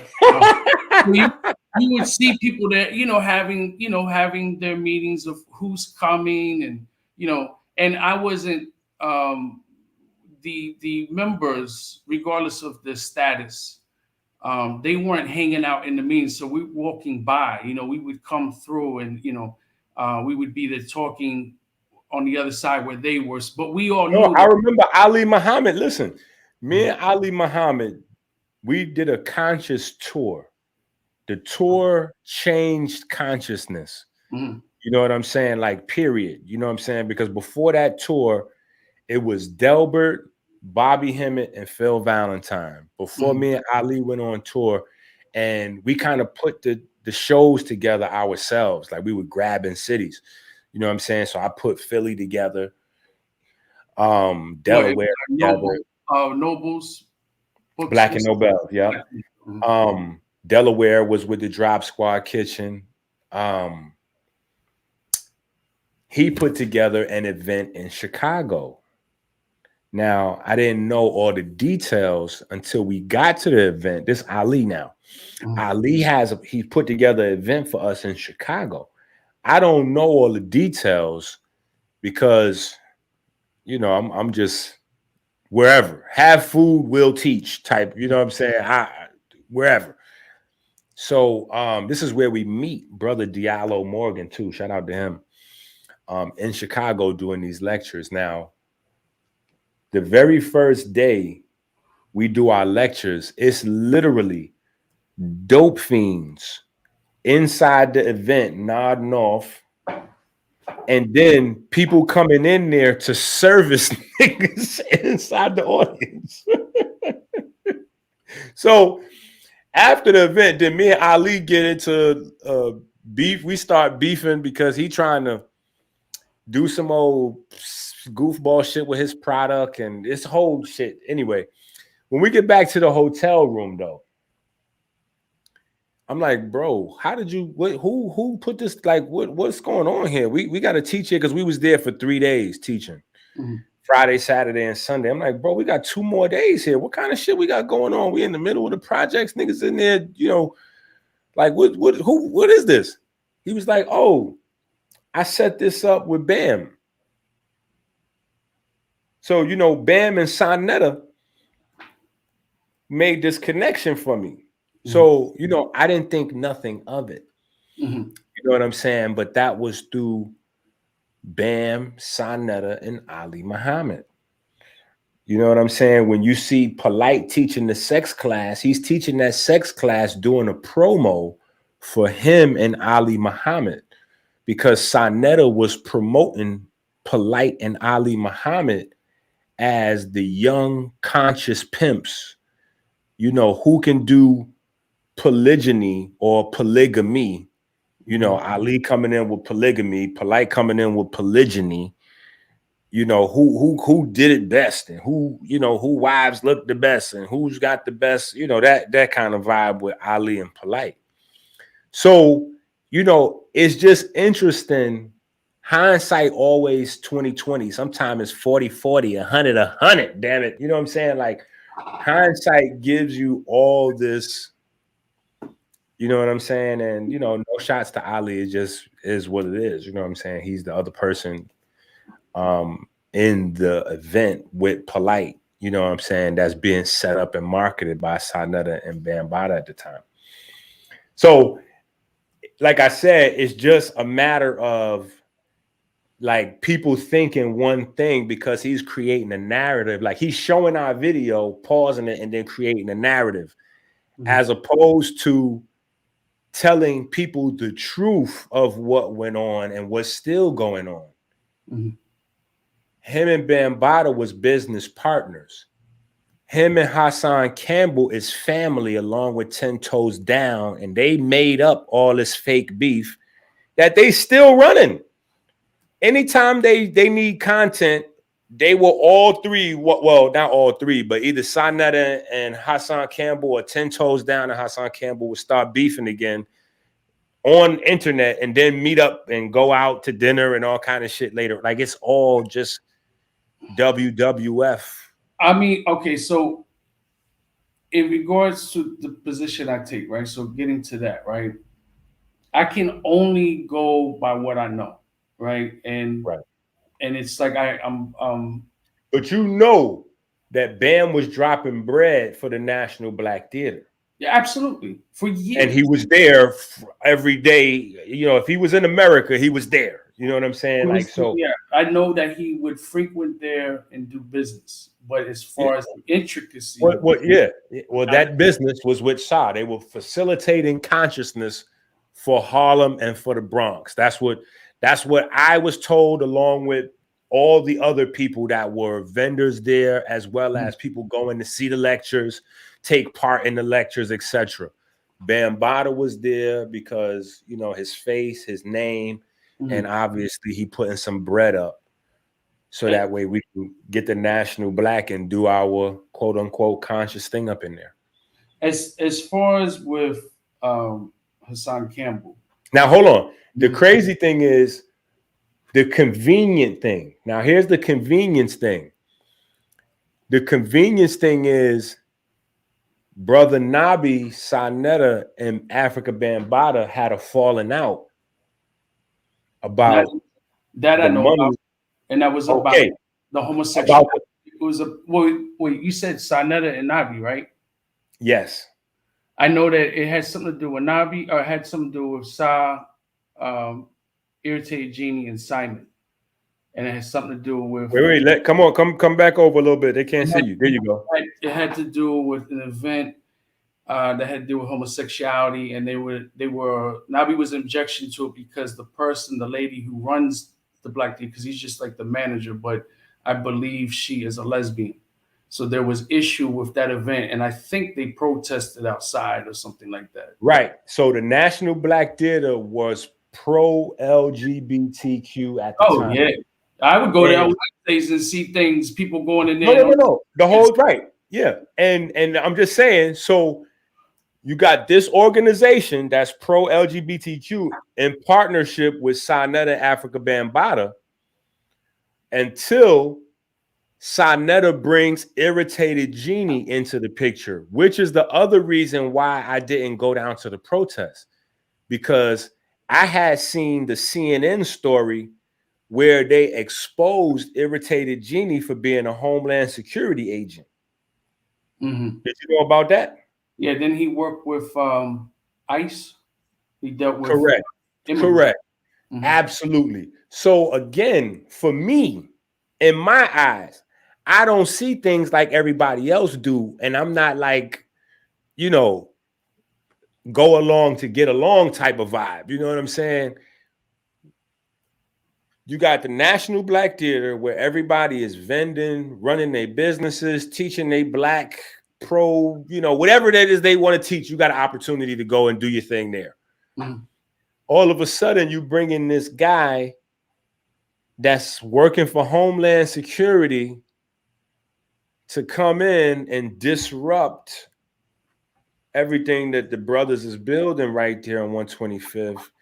This is the same guy out of nowhere that you bringing down to the protest. Oh yeah, come out to the protest against Bambaataa. We're gonna have Irritated Genie. I'm like, who the fuck is Irritated? Nigga, that's that Homeland Security nigga. I'm not going down there to be on no video with that nigga. Y'all crazy? So I'm just saying, in hindsight, we get to put these situations together and see, once the beef was going on between Saneter and Nabi, now you got a situation where it becomes advantageous, pay attention, to move to online. You see what I'm saying? So now there's a business reason for me to set up Afrika Bambaataa and create this whole Hassan Campbell, Tinto, like create this fake beef that we getting ready to run up. See, that's where build up the platforms, because listen, now I don't have National Black Theater no more. They wouldn't let him get the school on 126 or 127th. What is that, across from the projects? That's their school right there. Or between 8th and 7th. No, between St. Nick and 8th. I'm talking about that school on 127th it is. But anyway, he couldn't get the school. That's where the gods and the earths be. But he couldn't get the school no more. Harriet Tubman. Absolutely. Boom. Harriet Tubman. He couldn't get Harriet Tubman. National Black was off limits. So now, boom, we exposing Afrika Bambaataa. I don't need Afrika Bambaataa no more. I can't use National Black Theater. I done burnt that bridge. So now might as well totally burn that bridge and play this card, because now it's convenient. I'm going to use Afrika Bambaataa. I'm going to throw him under the bus and build up my platform. And this is how we get the Saneter Studios now, because it wasn't even Saneter Studios back then. Yeah, it was still House of Consciousness back then. I mean, all right, so this is where, and there's a lot of people, I'm going to have a disagreement with on this. From what I know, the beef was a legitimate beef, right? Now, regardless of all the technicalities and what they beefed over and all that and blah, blah, blah, a lot of it, I think, was poor in taste and really stupid, right? And it got off of what the topic was. So I don't support any of that, that type of talk that how they were at each other. But from what I know, it was a legitimate beef. And as he says on film, he goes, basically they didn't know that they were related to 10 Toes Down, right? So they didn't know, I guess, until that point. No, but that video is from 2019. Yes. After 2019, 10 Toes Down and Saneter both got beef videos with Hassan Campbell where they acting like they having war. They gonna pull guns on each other and blah, blah, blah. Meanwhile, these niggas going out to dinner with each other. This is family. Yeah, that aspect of it, like for me, my concentration is on that. Look at this right here. Look at this right here. Let the people see this real quick. So welcome to the war front. Ayo Kamathi, or as he calls himself, the irritated genie, is still at it, still on the internet condemning whites, gays, Jews, Asians, anyone who doesn't measure up to his black nationalist views. That's how we gonna put a foot in this cracker's ass. And he is still an employee of the Department of Homeland Security, 3 months after the agency publicly acknowledged his website calling for widespread racial violence. Let me say this about Irritated Genie. I've met him before. He did not like the fact that Sankofa and Saneter called me the Irritated Cuban. And he felt that Irritated Cuban was close to Irritated Genie. He didn't like that. And I just want to say in fairness that Irritated Genie is the name of a book about the Haitian people. All right. So it wasn't like he just came up with this name. But I just found that to be trivial. And my issue along with that is, as the person said, his issue with these different ethnic groups, the rise of the mulatto, for example. Here, this man is standing in front of a picture of Dr. Khalid Abdul Muhammad. I've met Dr. Khalid Abdul Muhammad. I ate dinner with him. I did security for him. Dr. Khalid did not think like that. And it's like, what I take issue with is when people want to pick and choose, when they want to be down and support and endorse particular individuals. You see, Red Pill, I just got my ID from BAM. It took a minute. Zulu forever, baby. Listen, let me ask you a question. Do you know what a sociopath is? Not the exact definition, no. What about a narcissist? Yes. It's always about them. They're always the victim. Correct. The difference between a narcissist and a sociopath is slight, but in terms of the Islamic faith, it makes all the difference. Everybody else might feel however they feel, but a narcissist is so into themselves that they may scam or hurt other people by mistake because they're so focused on themselves and what they trying to do that they don't really, it comes off as they don't care about other people. A sociopath is different. A sociopath knows exactly what it is that they're doing, and they're plotting and scheming and planning purposely. See, this is one of the things. Premeditation is premeditated. Right. And this is one of the main themes in book 2. Book 2.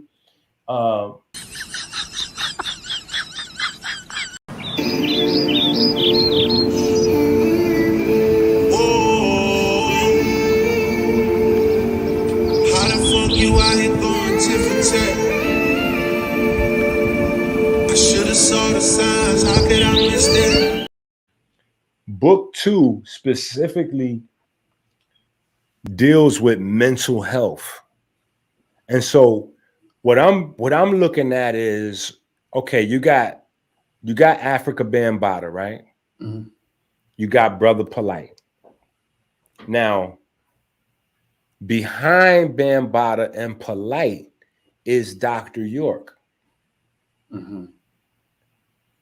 Yeah. So that's that I can 1 billion trillion % agree with. Absolutely. So So here's the key, key little slicknesses that Saneter is playing off with this camera and this narrative. Oh yeah, Brother Polight, he never met Dr. York. That makes it more creepy. But he learned everything through Khadijah. So now make a video, Saneter, and explain to everybody who's Khadijah, and tell everybody Polight never met Khadijah either. let that nigga Saneter, let him light himself on fire again. Tell everybody that Polight don't know Khadijah, sir.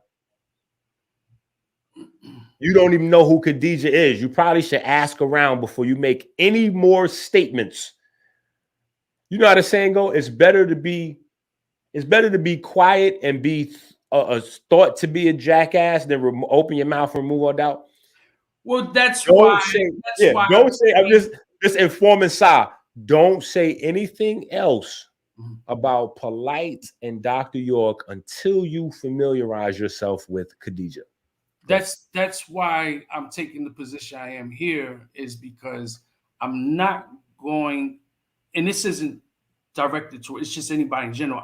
I cannot co-sign things that I don't know is factual. I'm only going to co-sign the things that I know is factual. No. You listen, you've been good tonight, because without you from your other side, a lot of people would not know about the connection going on at the National Black Theater. A lot of people don't know. I'm just saying in fairness. Yeah. You're saying that, and it's still things that I don't know. However, there are tons of people I know that I could contact that possibly would know that information. Well, I mean, you already confirmed yourself. The basics, and that's all people really need to know, is that Bam was putting bread up for the National Black Theater. Along with Sa for all the events. Bam was the primary one that was coming out of pocket for anniversaries. So that's what I'm saying. So this whole idea about Saneter, not knowing anything about Bam, not knowing Bam, who's this and this, like he plays this role every time shit hits the fan, like he don't know nobody and don't know who's involved. What? Meanwhile, man, hold on. If indeed this is, if indeed, wait, listen, because this is not an if indeed. Let me show you. Look at this. Let's go here real quick. Let's just go right here. Look at this. Because this right here, this right here says it all. This is Brother Polight teaching sex class. This is Brother Polight teaching sex class with Afrika Bambaataa. Yeah, that's very disturbing.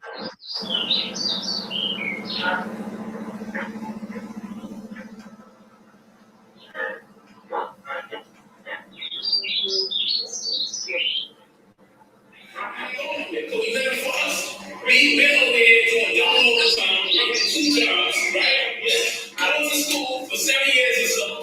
When the hell did we watch our children? You ain't got no time to watch your children. You too busy working. So who's raising our children? The drug dealers raising our children.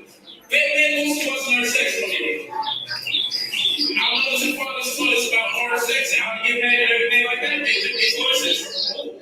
Every now and then, we don't really talk to their children about that. And who's going to teach our children that we don't teach them? You see, we're going to be uncomfortable, and then we're going to be mad at our children running from prison or pregnant.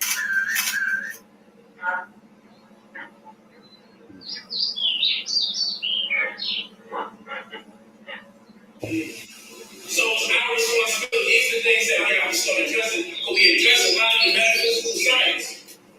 But we ain't really going to fathers taught us about oral sex and how to get mad and everything like that. They taught us this. Our mothers and fathers taught us about oral sex and how to get mad and everything like that. They taught us this. They're most of us learn sex. Our mothers and fathers taught us about oral sex and how to get mad and everything like that. They taught us this. Every now and then, who's going to really talk to their children about that? And who's going to teach our children that we don't teach them? You see, we're going to be uncomfortable, and then we're going to be mad at our children running from prison or pregnant. Now he's saying people going to be uncomfortable if their children wind up in prison, and he getting ready to take a He getting ready to go.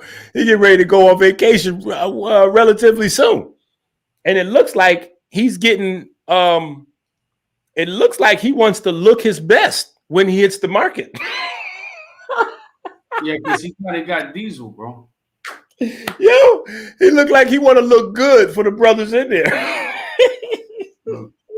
And I want to go back and say this in regards to Mikey. Allegations, my ass. The paperwork that's out that a rape kick was performed. You know, let's not pick and choose now with science. Hey, listen, hold on. The craziest part is this, right? Here's the craziest thing. The whole time they was having those debates, wasn't they saying that they are the side of science because science is correct? The Bible don't know what it's talking about. The Quran don't know what it's talking about. The Egyptian books of the dead don't know what they talking about. Reggie and Jabari, like, this is myth, even though they're supposed to be the scholars. So all the religious books is fake, and science is the only thing that has the facts. Right up until science says that Brother Polight semen was on that kid. Exactly. Yo, all them niggas took a about face to science. Look at these split. Science, listen now. Science ain't really 100% now. See, what you got to understand is when you calibrate the DNA with the angle of the projected equilibrium, now the satisfaction of the quantification in that DNA through the microscopy in your colon could lead to several errors in your collaboration. Yeah, the nigga starts sounding like David Wayne from In Living Color over fucking night. Immediately, nobody understands. Oh, no, science. Huh? No. We got to let the court decide. We got to let the people decide. For 10 years or more, we've been listening to them saying the people don't know no better. The people can't decide. We got to listen to science. Science knows. Like I said, it is very interesting. It is very interesting how things, move along the lines. Because there's going to be a lot of people that didn't know all this time. You was partnered up with Bambaataa on the National Black Theater. Bambaataa came to every one of your events. Wait a minute. Did Bambaataa have like VIP seating in the National Black Theater at the events? Bro, yes. Right now, yes. Me and you could both close our eyes and we already know where Bambaataa table set up at. Yeah, up in the corner towards the top or the side. Come on. You already know exactly where Bambaataa table set up at, and everybody else know you can't set your table up there because that's Afrika Bambaataa spot. And he sat, like when I was doing security next to him, he was in a red velvet throne looking chair, and so yeah, he definitely had VIP, and I only had the VIP because I was doing security, I came in, but he had the VIP. But you got ones with cats, or they all dogs. That's just dogs delivering the product, man. But yeah, man. I just I'm just not. Listen, you trying your hardest to be diplomatic and neutral and standing upright forthwith. It's hard, bro, because Saneter created such a narrative that now when you think back to Afrika Bambaataa being there with Saneter, and Afrika Bambaataa is in a VIP red throne chair in the right corner of the room. Velvet. A velvet red fucking throne chair. This is what Afrika Bambaataa sat in at every event of Saneter's because He was a facilitator. A big red velvet throne. I forgot about that fucking chair.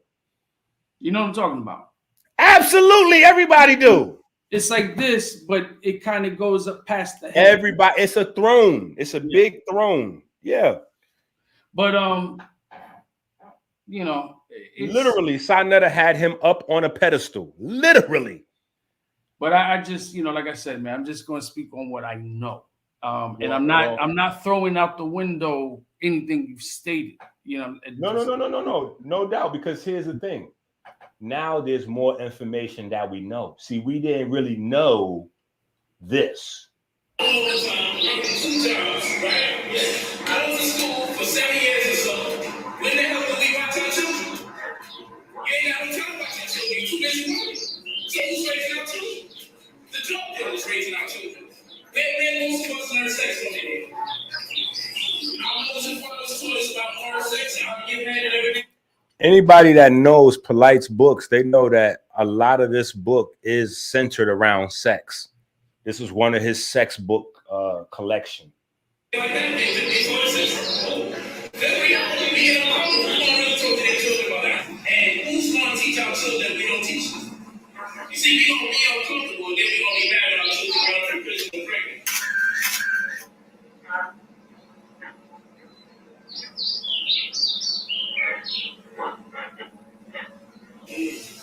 So it's our responsibility. These are the things that we have to start addressing. Because we address a lot of the metaphysical science.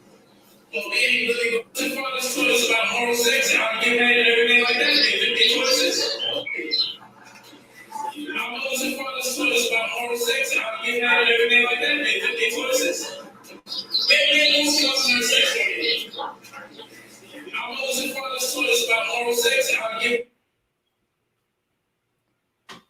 So now this is a part of everybody's database of information now. These are now facts that we didn't know then, but now we know it now. We can put this into perspective. Now that we know when he was there with Sa, he was sitting in the red velvet throne. We know Polight was doing sex classes with Brother Bambaataa because we seen it all. We were watching it together. Well, yeah, who taught you how to give head? You know, who teaching your kids how to go to do oral sex? Like, who's teaching the kids how to grab a penis? Like, I mean, literally, this is what Polight is asking the audience. This is a scary conversation thinking of where we are right now. Literally, he's asking the audience this while he's with Bam. And who's going to teach our children we don't teach them? You see, we're going to be uncomfortable, and then we're going to be mad at our children running from prison and pregnant.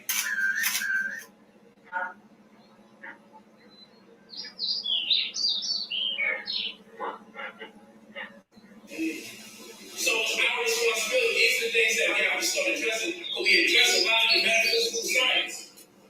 But we ain't really going to fathers taught us about oral sex and how to get married and everything like that. They taught us this. Our mothers and fathers taught us about oral sex and how to get married and everything like that. They taught us this. They don't discuss their sex from it. Our mothers and fathers taught us. So this is crazy epic that we get to see Polight doing this this program here with Bambaataa. You know what I'm saying? Like, so I mean I'm in agreement with a lot of what it is that you're saying, you know, because you know there's rumors out there that, you know, I'm not even going to say that at this point in now. Are you saying in regards to Lance Taylor? No. In regard to Sa and some things going on around Sa. You know what I'm saying? So I just leave that. I mean, so much has been discussed already for the evening that I feel like, you know, I don't know if any more could really be showed in regards to where we at with it. You know what I'm saying? I think that you and I have definitely bared our crosses in terms of carrying our own weight and our responsibility for our statements. But I think that there's a much larger money play going on that escapes the people. And as long as that escapes the people, things are going to continue to manifest themselves, you know, because, hold on, there's a guy, hold on, let me see something. I mean, at this point for me, it's none of this is going to be shocking if things are revealed and time reveals things. It's not, you know, but in regards to Lance Taylor, I don't know if you have time. You know, there's a lot I want to say in regards to that character, and people who are known in hip hop, who are pioneers.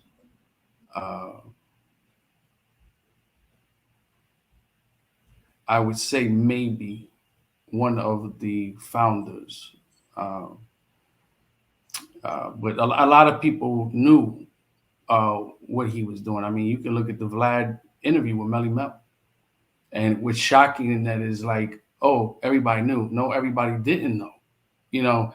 And here you are coming to our functions. Wait, let me show you something that's crazy. Let me show you something that's crazy. This is it. We get to change the world right now. Right in this moment. We get to change the world. We get to show the world that we could go gold, we could go platinum with knowledge, information, saving lives.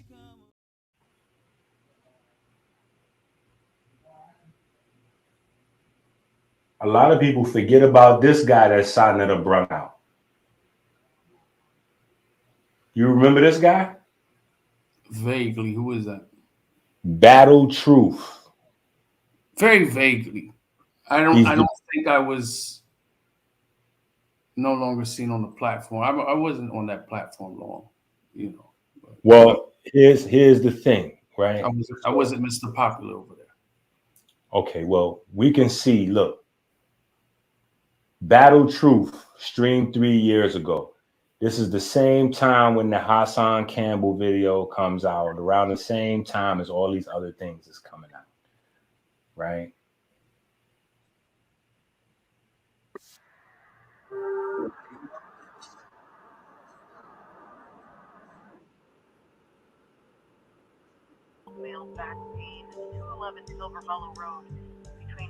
Hey, do me a favor.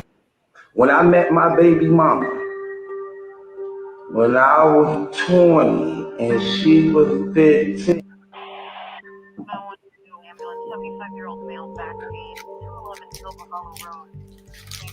Hey, do me a favor and answer this question real quick, bro. Who is Jerika Baker? This young lady is known around your family as your oldest daughter. I do a show with my daughter, my oldest daughter. 2 years ago, Battle Truth had a girl that he said was his daughter on his stream, and she had a 2-year-old son by the name of Micah. Come meet my people. This is my grandson, Micah, y'all. Yep, Micah.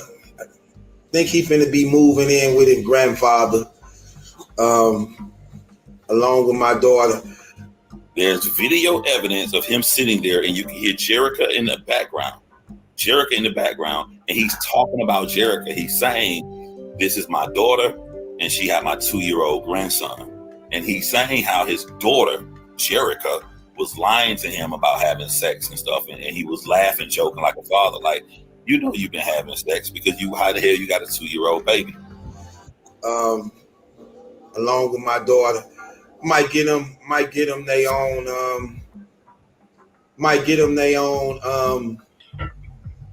channel. Y'all think I should do a show with my daughter, my oldest daughter?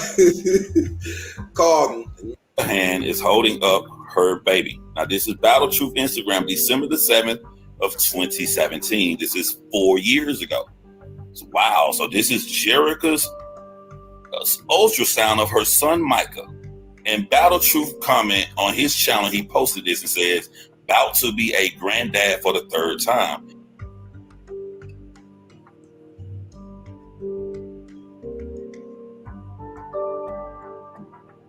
also. Look at this name right here. Last name Baker, then a comma, Jerica. Whose name is Jerrica Baker. You're Gerard Baker, right? Okay. Bang the fucking gavel.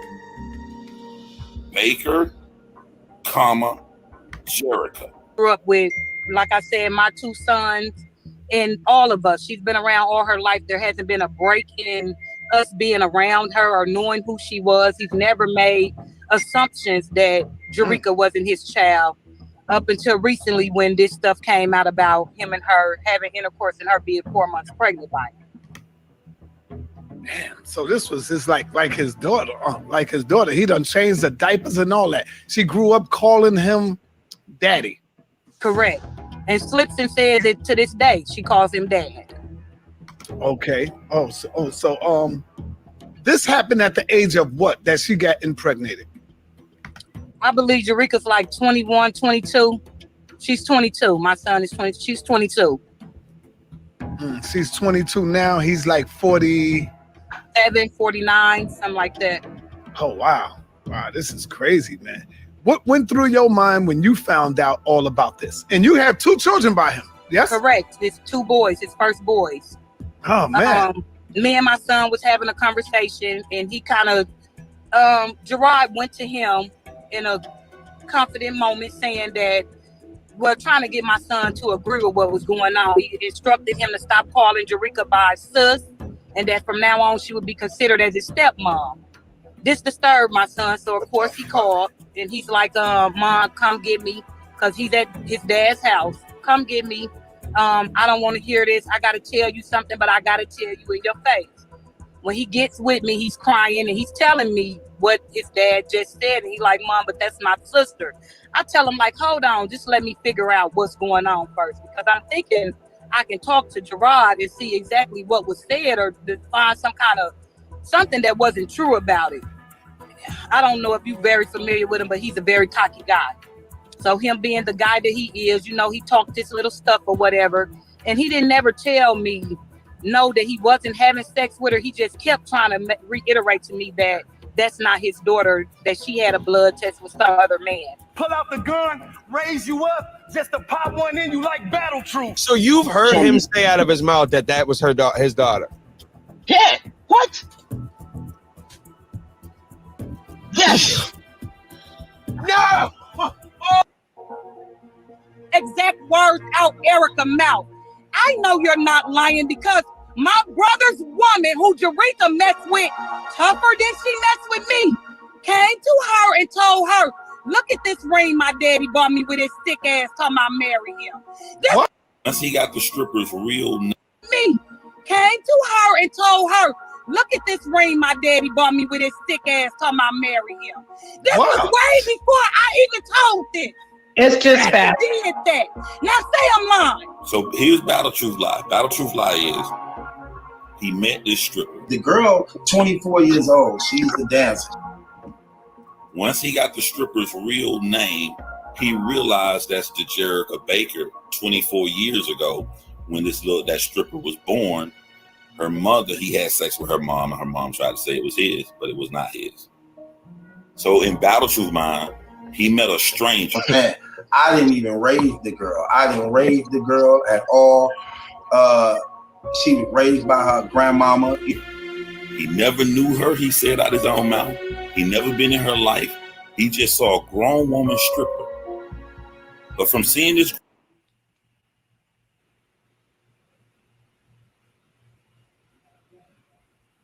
so check him out. 1, 2, 1, 2. Debating Gorilla Hebrew. Battle Truth debating Captain Tazariak. So Battle Truth is clearly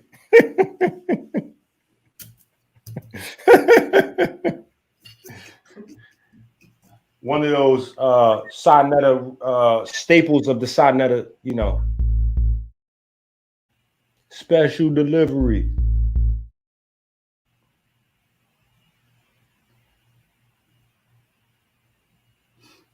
This is let me show you. This is the kind of consciousness that's going on over there, House of Consciousness. This right here. Look.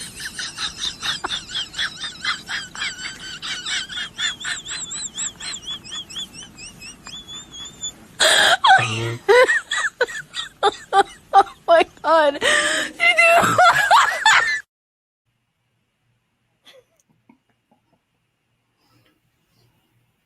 Yo, that's the kind of online instruction y'all niggas getting from House of Consciousness.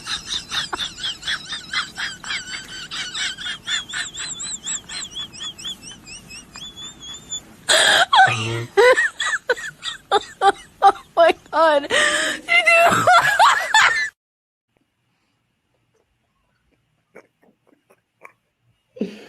Yo, these niggas online gurus, bro. This shit right here. Yo, this is what you get. Hey, hit the Cash App for Saneter when he gives you this here high-powered level knowledge.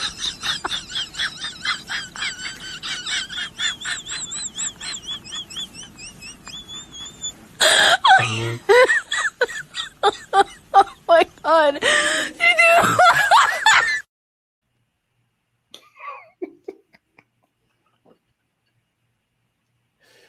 Yo.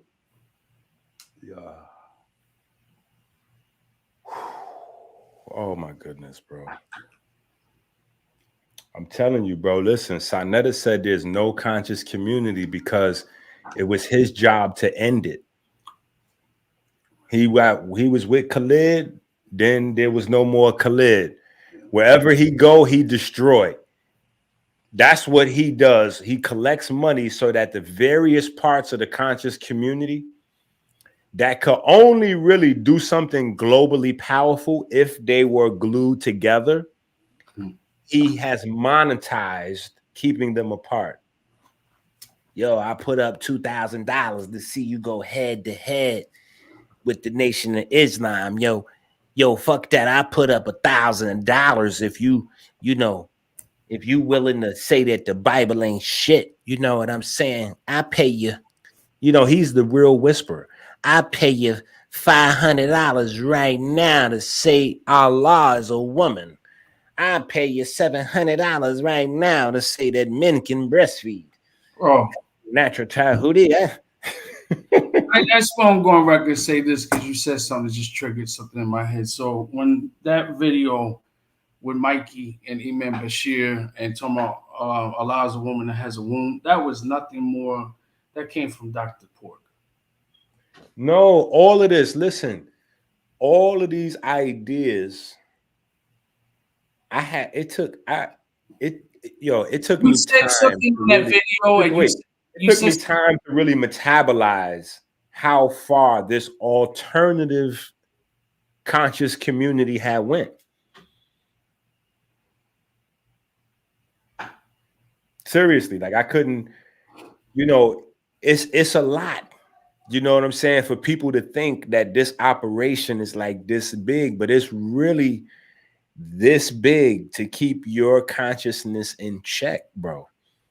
Period. Why else would you get a Dr. York and then so many seeds where you got Bobby Hemmett teaching that your soul is located in your anus and, a big serpent dragon got to go down into your anus to get your spirit awoken. Like all these little, you got sex class being taught by Brother Polight with Bambaataa right there. Yeah. So who's going to teach your kids how to give head? And yeah. Whoa, family, that's crazy. That's crazy. That's like, that's like jump out the window crazy right there. Like what? Brother Polight teaching the kids a sex class with Bam? Are you fucking nuts? What the fuck's happening right now? Mm-hmm. So, and it's tough because, you got to deal with deliberate, but what can you say? What he done brung in Battle Truth, Nature Boy. What's that guy? Serious Pimpin' or Pimpin' P, something to that name. Mm-hmm. Yeah. Captain Tazariak, Shaka Akmos, all these guys, like, I mean, Nature Boy is the GOAT, even more than Polight.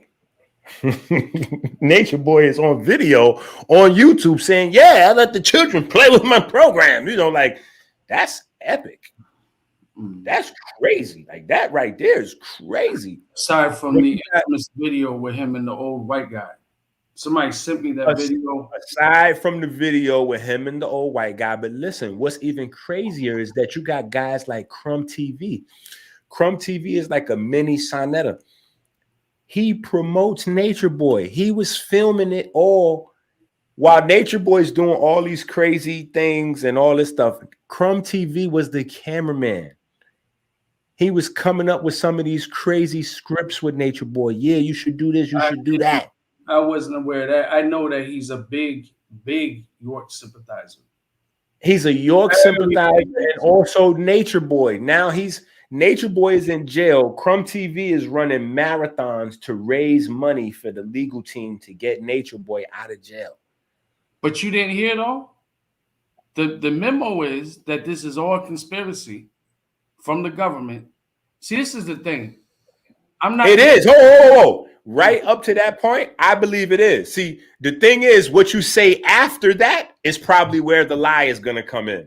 But I believe this is definitely a conspiracy to mislead young black men, because if you look at the direction that these guys are leading young Latino, young black, even young whites and Arabs. Now the hood is a lot more mixed. You know, when I was younger, it was black folks, a sprinkle of white folks, and Spanish folks in the hood. Now the hood is it's a lot more it's a lot more diverse. You got Malians, everybody. You got Albanians. And so you had to have somebody misleading generation after generation of young men. Seriously, think about what all of these guys are turning into. Your young pharaohs, your Nature Boys, your Shaka Akmos, your Battle Truth, your Project P or Pimpin' P, whatever his name is. You know, just person after person after person after person, you see what's going on. You know what I'm saying? Then there's a scandal, or not even a scandal, maybe just information that's circulating about Saneter's son and Hassan Campbell's son. You know what I'm saying? Like, I haven't got to the bottom of that. I haven't even really fully absorbed it, but I'm alive. I'm online. People are sending me shit. You know what I'm saying? So there's a greater conversation to be had, because as much as Saneter likes to talk about people's product, he probably forgets that he has a product. His product is that his leadership, the information that he curates, is going to lead men to become better men. It's going to lead young men to become more productive young men. So, like, what rating will we put on that product? What kind of young men do we see being turned out from there? Coincidentally, this is the whole entire Black Woman is God squad. The whole Black Woman is God squad is that network. I won't say everybody's on his platforms. I mean, if you take, the Israelites don't at all teach that. There's certain. Don't teach what? Wait. What don't the Israelites teach? Because Captain Tazariak has guys that have already been convicted. No. And he collects the cash apps and sends it to. Not that. I'm saying as far as the Black woman being God. Oh. No. But I'm saying that's the home of them. That whole ideology came. It started with Natural Tahuti. Then Polight saw Natural Tahuti. I would definitely go before that, and York was definitely teaching that. And there is audio of after York. There is audio of York when he was an Ansar, even stating to a sister, or it's either on a document or audio. I have it, one of the two, where he tells that is a fact. He tells the lady that she is a goddess. Listen, that's a fact. So you could stop right there. That is where all that information comes, because it's the God talk, but it's not like the nation of gods and herbs gave it. It's not like Father Allah gave it. It's you have to go through a secret initiation to activate your godhood. So this is where you get all these goofy conversations about chakras or people needing to activate their melanin. Nobody needs to activate melanin. If you're alive and you can use words, that means your melanin is activated. Thank you. And I just want to add to that, marsupials, mammals, aquatic animals, reptilians, feathered creatures, plants, trees have melanin. Absolutely. There's even fungus that has melanin. That's not even a question. Everything in life. The difference here is when we look at us on the screen, you have more melanin than I have. Because no, that's not even. No, let me correct you. That's true? No, that's not true. We both have exactly the same amount of melanocytes. Mm-hmm. So we got the same amount of melanocytes. It's just the type of melanin being produced is going to be different. And then from there, our lifestyle and our diet is going to dictate how our, melanin stimulating hormone or melanin concentrating hormone, how they function, how they pump. You know what I'm saying? But no, in your skin, everybody has, whether they are the whitest white person or the palest pale person or the darkest black person, you got the same amount of melanocytes. How they function, what type of melanin they putting out, that's where all the differences come in with how we look. Now, on the inside, what's on the outside doesn't exactly translate. So on the outside, we're looking at pheomelanin versus eumelanin, but on the inside, it's just neuromelanin. Got you. So your brain got the same neuromelanin my brain has. Shout out to Team Osiris. I'm a member of Team Osiris, and I am the member of Team Osiris that is like the most scientifically literate on the team. So if I'm incorrect on this aspect of biology, I stand corrected. But yeah, that's like my weak point: the biology and DNA and. Bro, you got to get these books. I gotta get up on it, but that's not my forte. Bro, you got to get these books right here.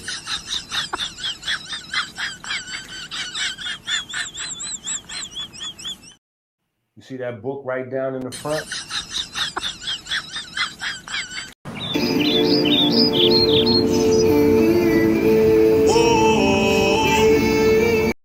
This is it. We get to change the world right now. Right in this moment.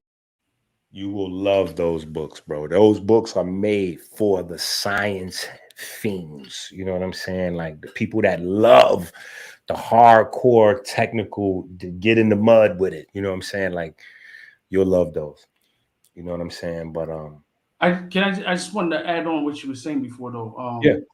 So when I say conspiracy, like I believe there's conspiracies, but I'm not like this diehard conspiracy dude, right? But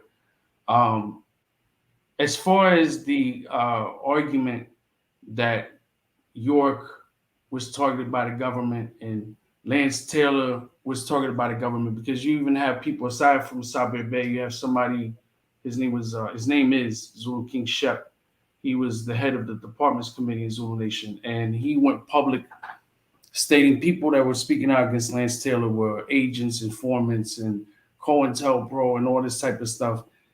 This is the thing. Dr. Port, Lance Taylor, and Mikey, just to use these three guys, are not in the same category, could not walk a block in the shoes of Malik Shabazz, Dr. King, Fred Hampton, Dhoruba Ben Wahad, Mumia, Felipe Luciano. They're not in that category. So yes, there's people such as a Fred Hampton and Malik Shabazz and others that were targeted, killed by the government, incarcerated, still incarcerated, those type of things. So these arguments that they will try to use are very weak arguments, and they're just not in that category. Now, it ain't no fun when the rabbit got the gun, you heard?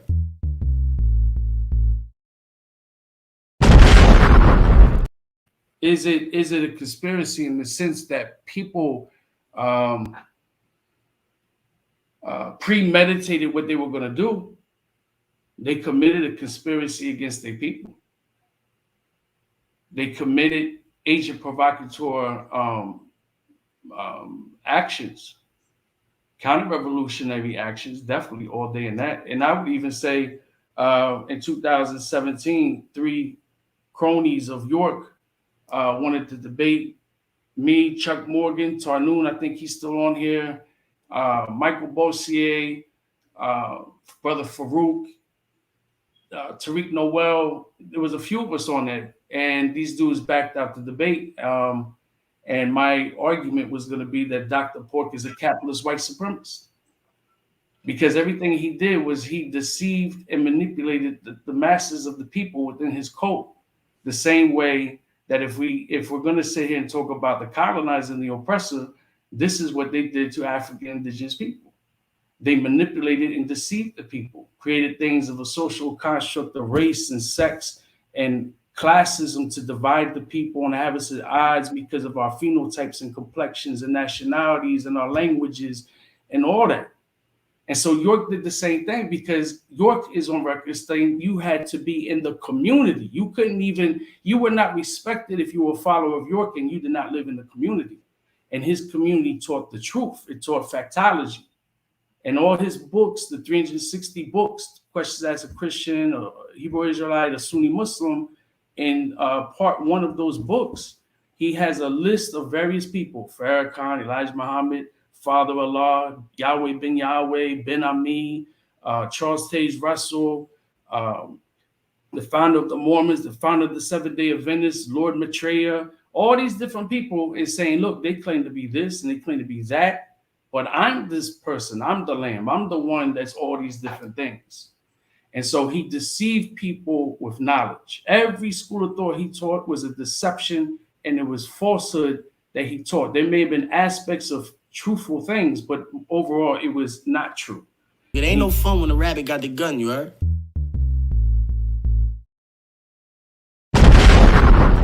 He deceived the people with that. On top of deceiving people with religious doctrines and ideologies and science and history, he then manipulates the people and takes advantage of them economically. He takes advantage of people emotionally, psychologically, and sexually. And he had the people working for him. Everybody I know that was in those communities, these are people that anybody... Hold on. Let me go back to the video real quick when you say that, because I think it's important to put these things juxtaposition. The drug dealers raising our children. Men most of us learn sex from them. Our mothers and fathers taught us about hard sex, how to get married and everything like that. They taught us this. That reality we get along with, we want to talk to their children about that. And who's going to teach our children if we don't teach them? You see, we're going to be uncomfortable, then we're going to be mad when our children are unprofessional or pregnant.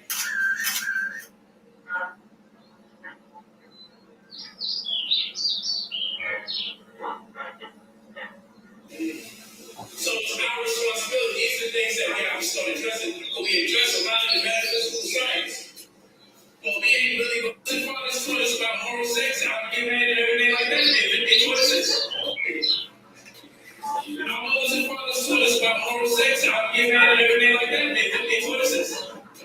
Men most of us learn sex from them. Our mothers and fathers taught us about oral sex, how to get married and everything like that. They taught us this.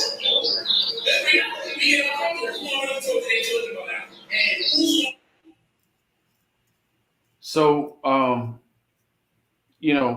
he did these things, and this is emulation of the oppressor. Like, so even you said it in the video when you were talking to me at the time, you said post-traumatic slave disorder. And that's definitely what he did. Now, this now links into Lance Taylor and to Mikey, because Lance Bambaataa, all he did was regurgitate the teachings of Nuwaubians and particularly non-Temple Moors when he would speak. Everything was about reptilians and all this type of stuff, right? Mikey, Hold on. Mm-hmm. Before you move past that, Bambaataa was also with that damn paperwork. Yes. And I have right here. I have Hold on. Cause see, the scams also have something to do with this program, because this is where the scam started running from, was the National Black Theater with this paperwork. Yes. The paperwork started right in there. Polight learned about the UCC, you know, free secure social security, all that fake paperwork shit. He learned all that from Ali Muhammad and the Moors on Wednesdays and Thursdays. Now I can't find it. Anyway, the old ID I had when I was in Zulu Nation on there. In fact, I'm almost certain that it was Ali Muhammad that taught Polight how to do the repair to credit program. The Zulu ID, for example, you know, we were told, which I knew wasn't true, but I tested the waters anyhow. Oh, you can use this at a bank to open a bank account. You can do with this. You can get on an airplane with it. Let me tell you something. Do you remember all of the people that went to jail back then with them fake IDs? Yes. Yes. Yeah. You know, not having license plates, not having driver's license, not having registration, not having insurance. I don't have to have that. Okay. Yeah. Yeah. Hold on to these bracelets. So that ID, a friend of mine he's Puerto Rican, went to Puerto Rico. He tried to use it to get on the airplane. They denied him. So he ended up using his real ID, right? I tried to open a bank account one time with that ID, and they looked at me and said, "What is this?" They go, "Are you like a Freemason or something?" I said, "No." And I'm reading the ID, and I was like, "It's a organization I'm a part of. This is ID."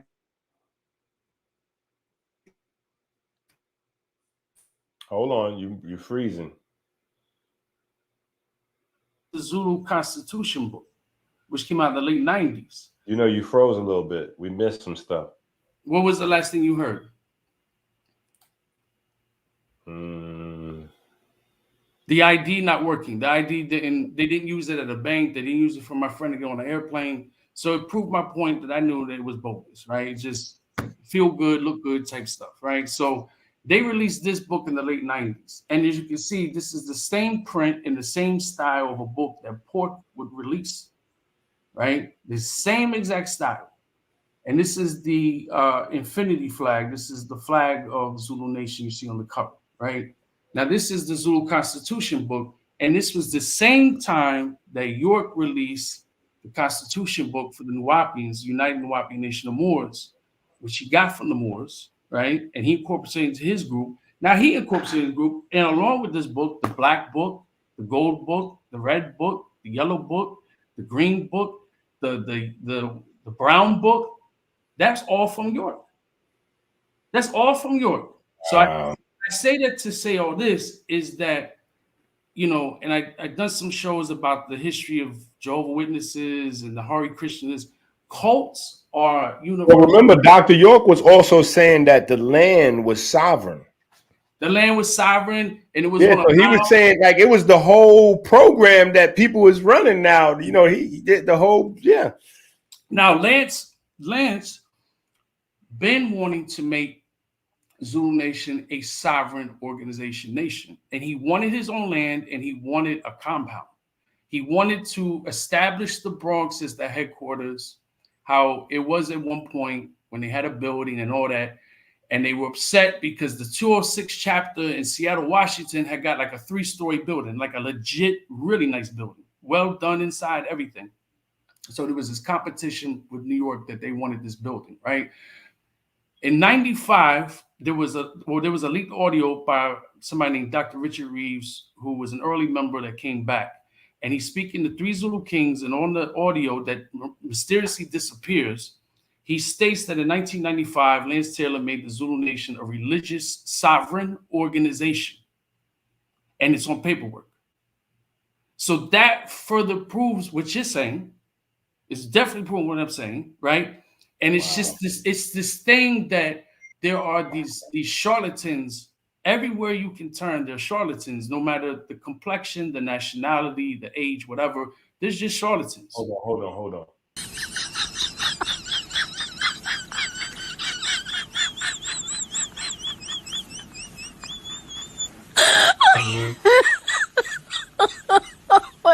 God.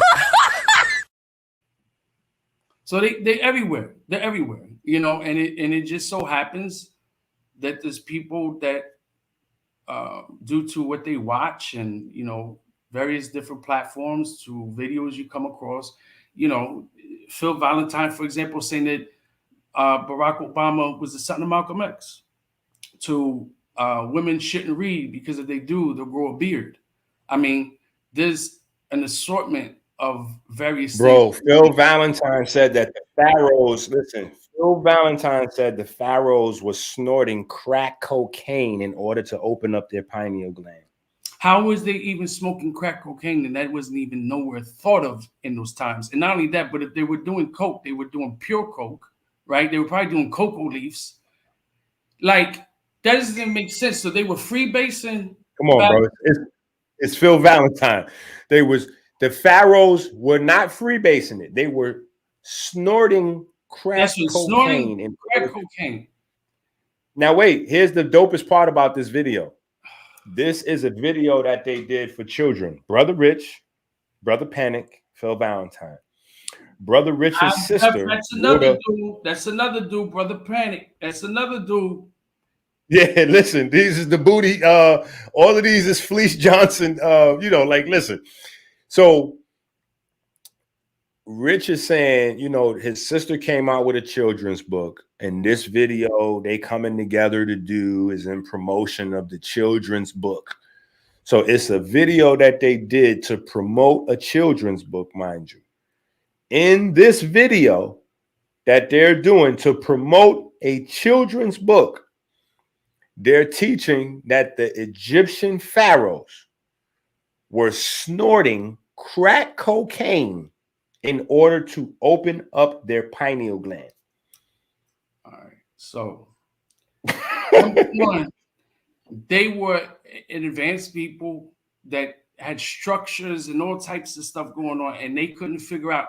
They, you know, it's evidence that shows that there were dildos in ancient Kemet. Okay, there was a lot of things in ancient Kemet. There's nothing new under the sun, people.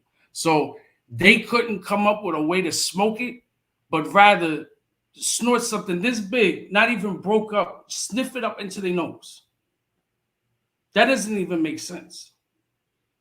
Bro. That would be painful. It should be legendarily epic that these niggas come up with, that the audience buys it, hook, line, and sinker. And it's like the more outrageous the bullshit is they come up with, it seems like the audience grows even larger. The more far removed from the truth these niggas get, the larger the audience gets. I want to go on record and say something that really annoys me. Now, I haven't heard in a while from this guy, but Brother Panic and Bobby Hemmett have made statements in particular about Paulo. Now, I'm not scratching Paulo. I know several Paleros and Paleras, the Tatas, Yayas from Bro. Listen, don't give them that airtime. Listen, Bobby Hemmett, listen, don't give them that airtime. Bobby Hemmett said your soul is located deep down in your anus, and you need a serpent to go in your anus to activate it on a weekly basis. Brother Panic. That's a Paul. Brother Panic said that Bobby Hemmett enlightened him. And when this enlightenment happened, he could feel an orgasm coming from behind. All right. Next subject is that's no. He said this literally verbatim. Oh yeah, I did that female orgasm shit. The orgasm was coming from behind. It was tremendous. Blah blah blah. Describe it. It's just like I did the female orgasm shit. It was an explosion from behind. Like this is what niggas are saying. Saneter got a video up where he's saying that he was molested. A woman had anal sex with him. He says in a video, it wasn't a woman that hit me in the backside. I mean, it wasn't a man. He said, I'm blessed that it wasn't a man that had sex with me in my anus. I would have to see this video. The woman. I'm not trying to sound like a jerk over here, but I gotta have proof, and I hope that is a joke, that it's not true. Like it just. No. Let's move away from the backdoor stories. It's just, I don't know, bro. But I just want to say this though, in regards to the I'm having an acid reflux. This in my backside when I was young, but it was a woman. So hold on, sir. What are you talking? I'm saying at least I'm blessed that it wasn't a goddamn man that went up in my backside when I was young. So hold on, sir. What are you talking? I'm saying at least I'm blessed that it wasn't a goddamn man that went up in my backside when I was young, but it was a woman. So hold on, sir. What are you talking? I'm saying at least I'm blessed that it wasn't a goddamn man that went up in my backside when I was young, but it was a woman. So hold on, sir. What are you talking? I'm saying at least I'm blessed that it wasn't a goddamn man that went up in my backside when I was young. So hold on, sir. What are you talking? I'm saying at least I'm blessed that it wasn't a goddamn man. right, man. Young. It was a woman. Oh my goodness. I don't even want. So look. I know you said don't give me airtime. I just want to say this for the viewers in case they have an interest in the traditions of Orisha or Apollo with the Nkizi, that you cannot initiate yourself, contrary to what these two people claim. You cannot initiate yourself. You cannot go out and get an Nganga, a black pot, and start doing things with it. You know, if you gotta learn how to fly an airplane, you have to have instruction. You have to have somebody. Listen, that's the same thing that these guys then turned all these kids into drug addicts, telling them that that's the way to open up consciousness. Mushrooms started off, then they moving into the Molly, the Coke, the DMT, and the stronger drugs. This is the Brother Rich platform. That's what they preach over there. So on Saneter platform, you got the Deviant Sex, along with him and Crumb TV. On Brother Rich channel, you got that drug movement. Hard, they pushing drugs hard on these niggas. You know what I'm saying? DMT, cocaine. I mean, literally, he just said that the blackest, you know, when you go through history, it's like the Egyptians is always the most finest examples of black excellence. So Phil Valentine basically said that black excellence is due to crack cocaine. Because clearly the pharaohs, you know, they were amazing because they were on crack cocaine. They activated their pineal gland. And their pineal gland allowed them to build an advanced society. You know, they could start talking like that. You know, their pineal gland allowed them to have an advanced higher level of vibration, which caused them to be synchronized with the atmosphere at the moment that the sun was reborn through its testicular chakra, where the greatest abundance of colon lies. So there can be a appetizer of adequate accusation in Uranus with a suitable eggplant.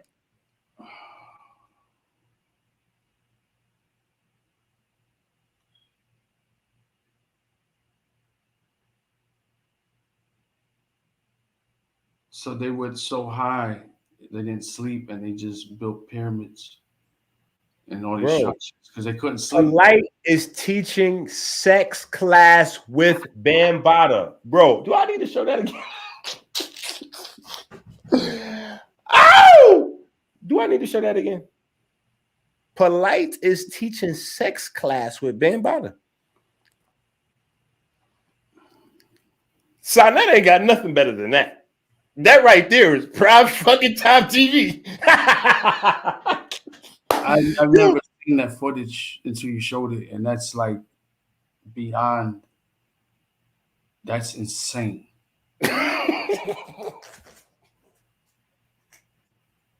ain't no fun when the rabbit got the gun, you heard?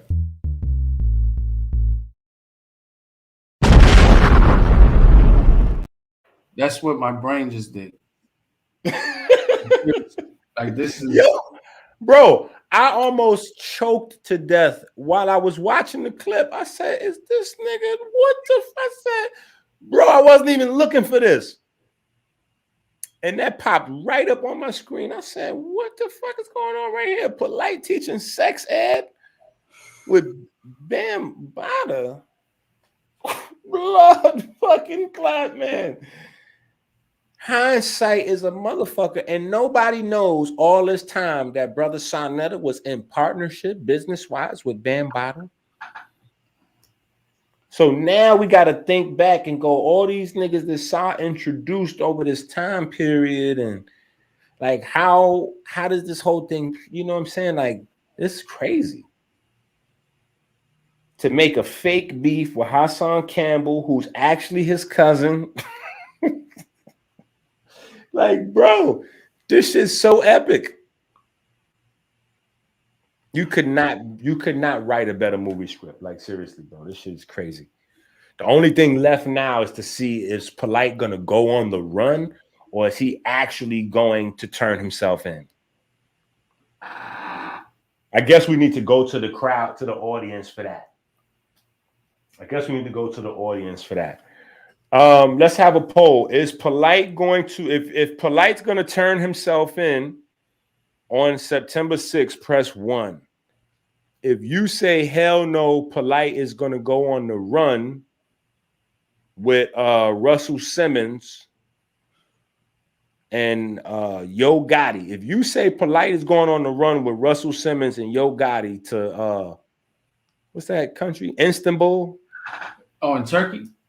Turkey, I don't know. They said no, they not in Turkey. They in like Bali. I think Bali or something. Yeah, Indonesia or something. They some slick. He's in Bali. Yeah. But see, they pre-charges. I don't know if you can go there post charges. I think that's that might be a little different. But what do you think? What does the chat think? Y'all think he's turning himself in, or y'all think he is going to push it to the limit? What you think he's gonna do? This is a very disturbing conversation. What you think he's gonna do? You think he's gonna turn himself in, or you think he's gonna stay on the lam? Pun intended. Is he gonna stay on the lam, or is he gonna turn himself in?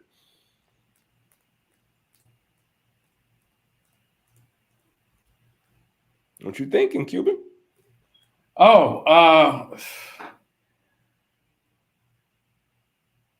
I mean, his passport has been taken, but that still doesn't mean, look, I live. Wait, I'm not sure his passport's been taken, though. As far as I know, it has, according to that. The judge ordered it. Yeah. But I don't know if they executed it. So, but I'm saying you don't need ID to go on the run. You know what I'm saying? Polight. No, that's what I'm saying. They got buses out here in Miami where you can go to Mexico, man. Straight to Mexico. Supposedly Polight is a millionaire. So, shit. Yeah. So, I mean, ID ain't nothing. He could just buy fake ID. Yeah, I mean, is it out the question though? I don't know, man. I don't know. See, here's the $1 million question. Listen,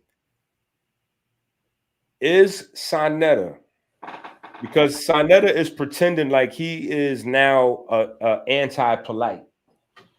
So is Saneter going to take those videos down?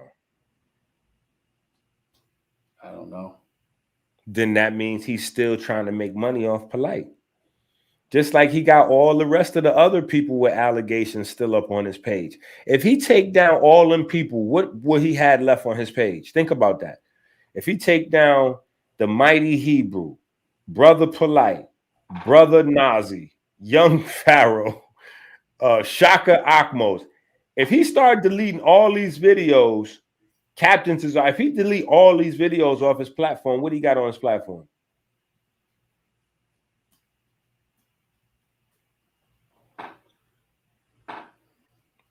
Realistically, you asking me what videos he got left? Yeah, I'm asking you in the chat. I'm just saying, what videos would he have left? If he deletes all them videos with Polight, this one, that one, what would he have left? I mean, he does have an abundant catalog, you know. Yeah, but that catalog would look slim without those characters. If he had to delete all Polight videos, you know, Battle Truth, Captain Tazariak, Shaka Akmos, like once he deletes Polight and Shaka Akmos videos, he in trouble over there. That channel will start to look really slim. He'll have who? Ali Muhammad and Brother Jabari.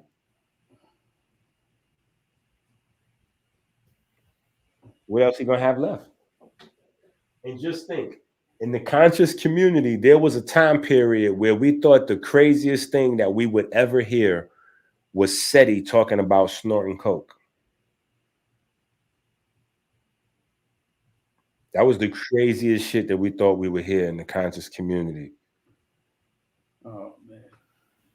Up until Polight, you know, got posted in the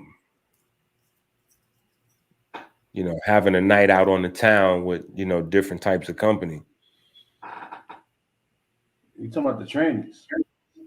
I'm talking about the alternative community. Gotcha. You're talking about a car, you know. I'm saying a whole person that Polight was on a date with, enjoying himself too from the video clips. He had a good time. He had a good time. It wasn't until the next day when he tried to retract it, but it was already too late. We already seen him out there in the street dancing and having a ball.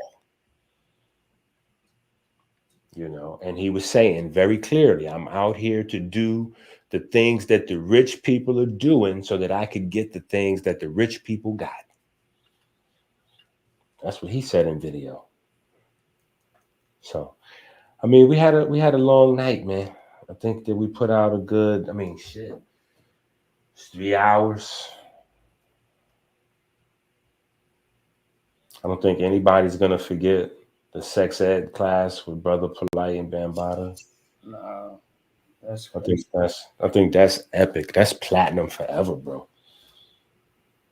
Not to mention Saneter covering the 40th anniversary for Bambaataa, his partner. You know what I'm saying? It's part of their crowd. Yeah, this is Saneter behind the scenes with Bambaataa. Yeah, nigga. You behind the scenes with who? Your business partner? Yeah. My man Polight up there teaching sex class with Bambaataa. This shit is so fucking classic.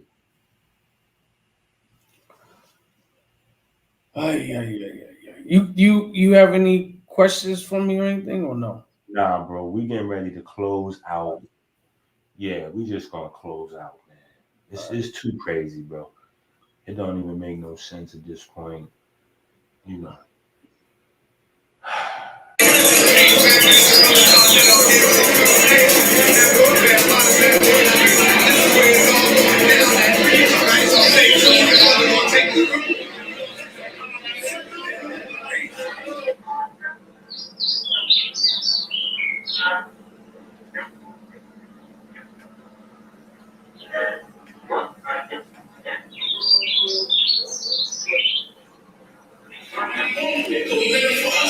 We been there doing double overtime, working 2 jobs, right? Yeah. I was in school for 7 years or so.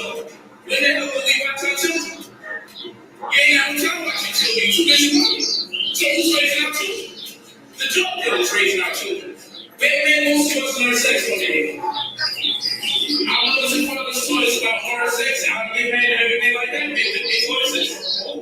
That's reality. We get along. We don't really talk to their children about that. And who's going to teach our children we don't teach them? You see, we going to be uncomfortable, and then we're going to be mad at our children about their physical pregnant.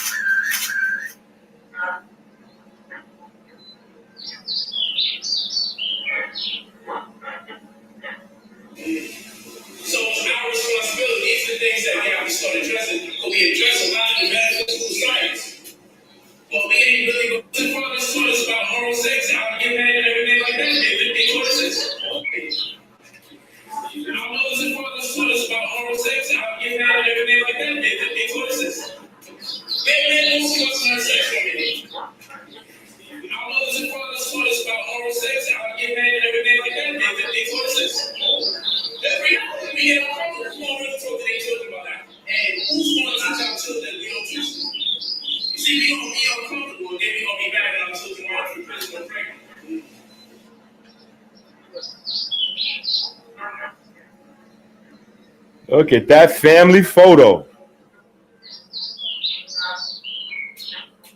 Polight in the middle. Next to Nazi Yashafel.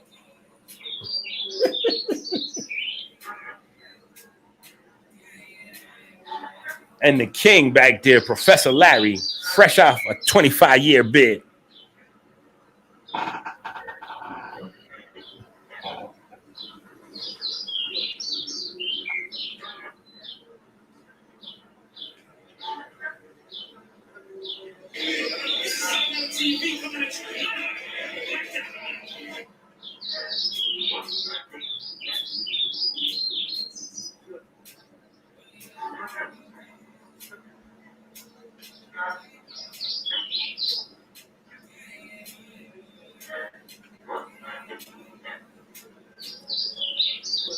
Just for recap, you know what I'm saying? So we can see for sure what's going on.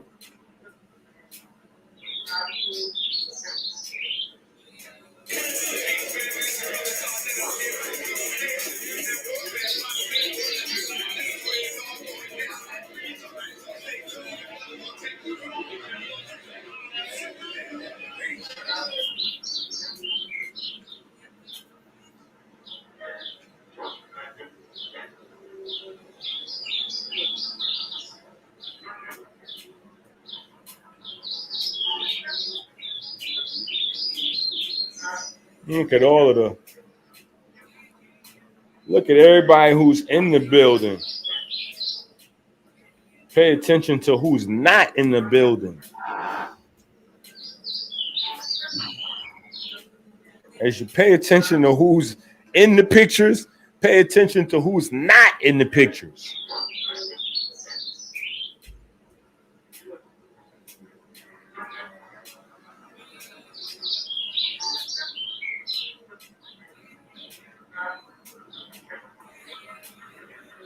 Ask Saneter, how come Dr. Inky wasn't in the House of Consciousness picture with all of the cast members of the House of Consciousness show? Featuring Lord Abba, Professor Larry.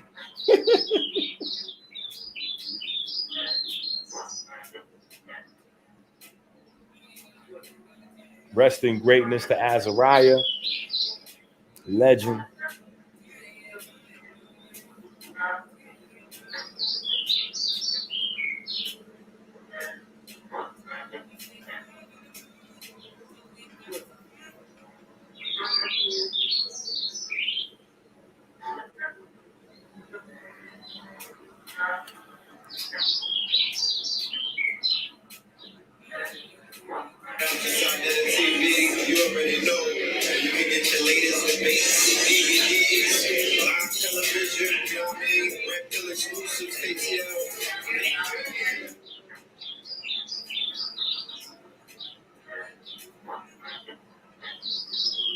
Again, you see who's in the building.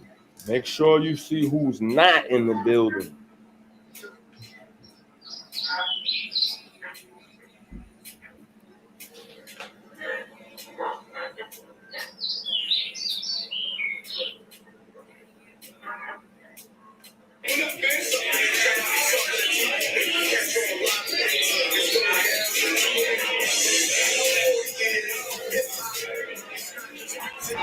This is a backup from what I did last week with Minister Stinky Inky.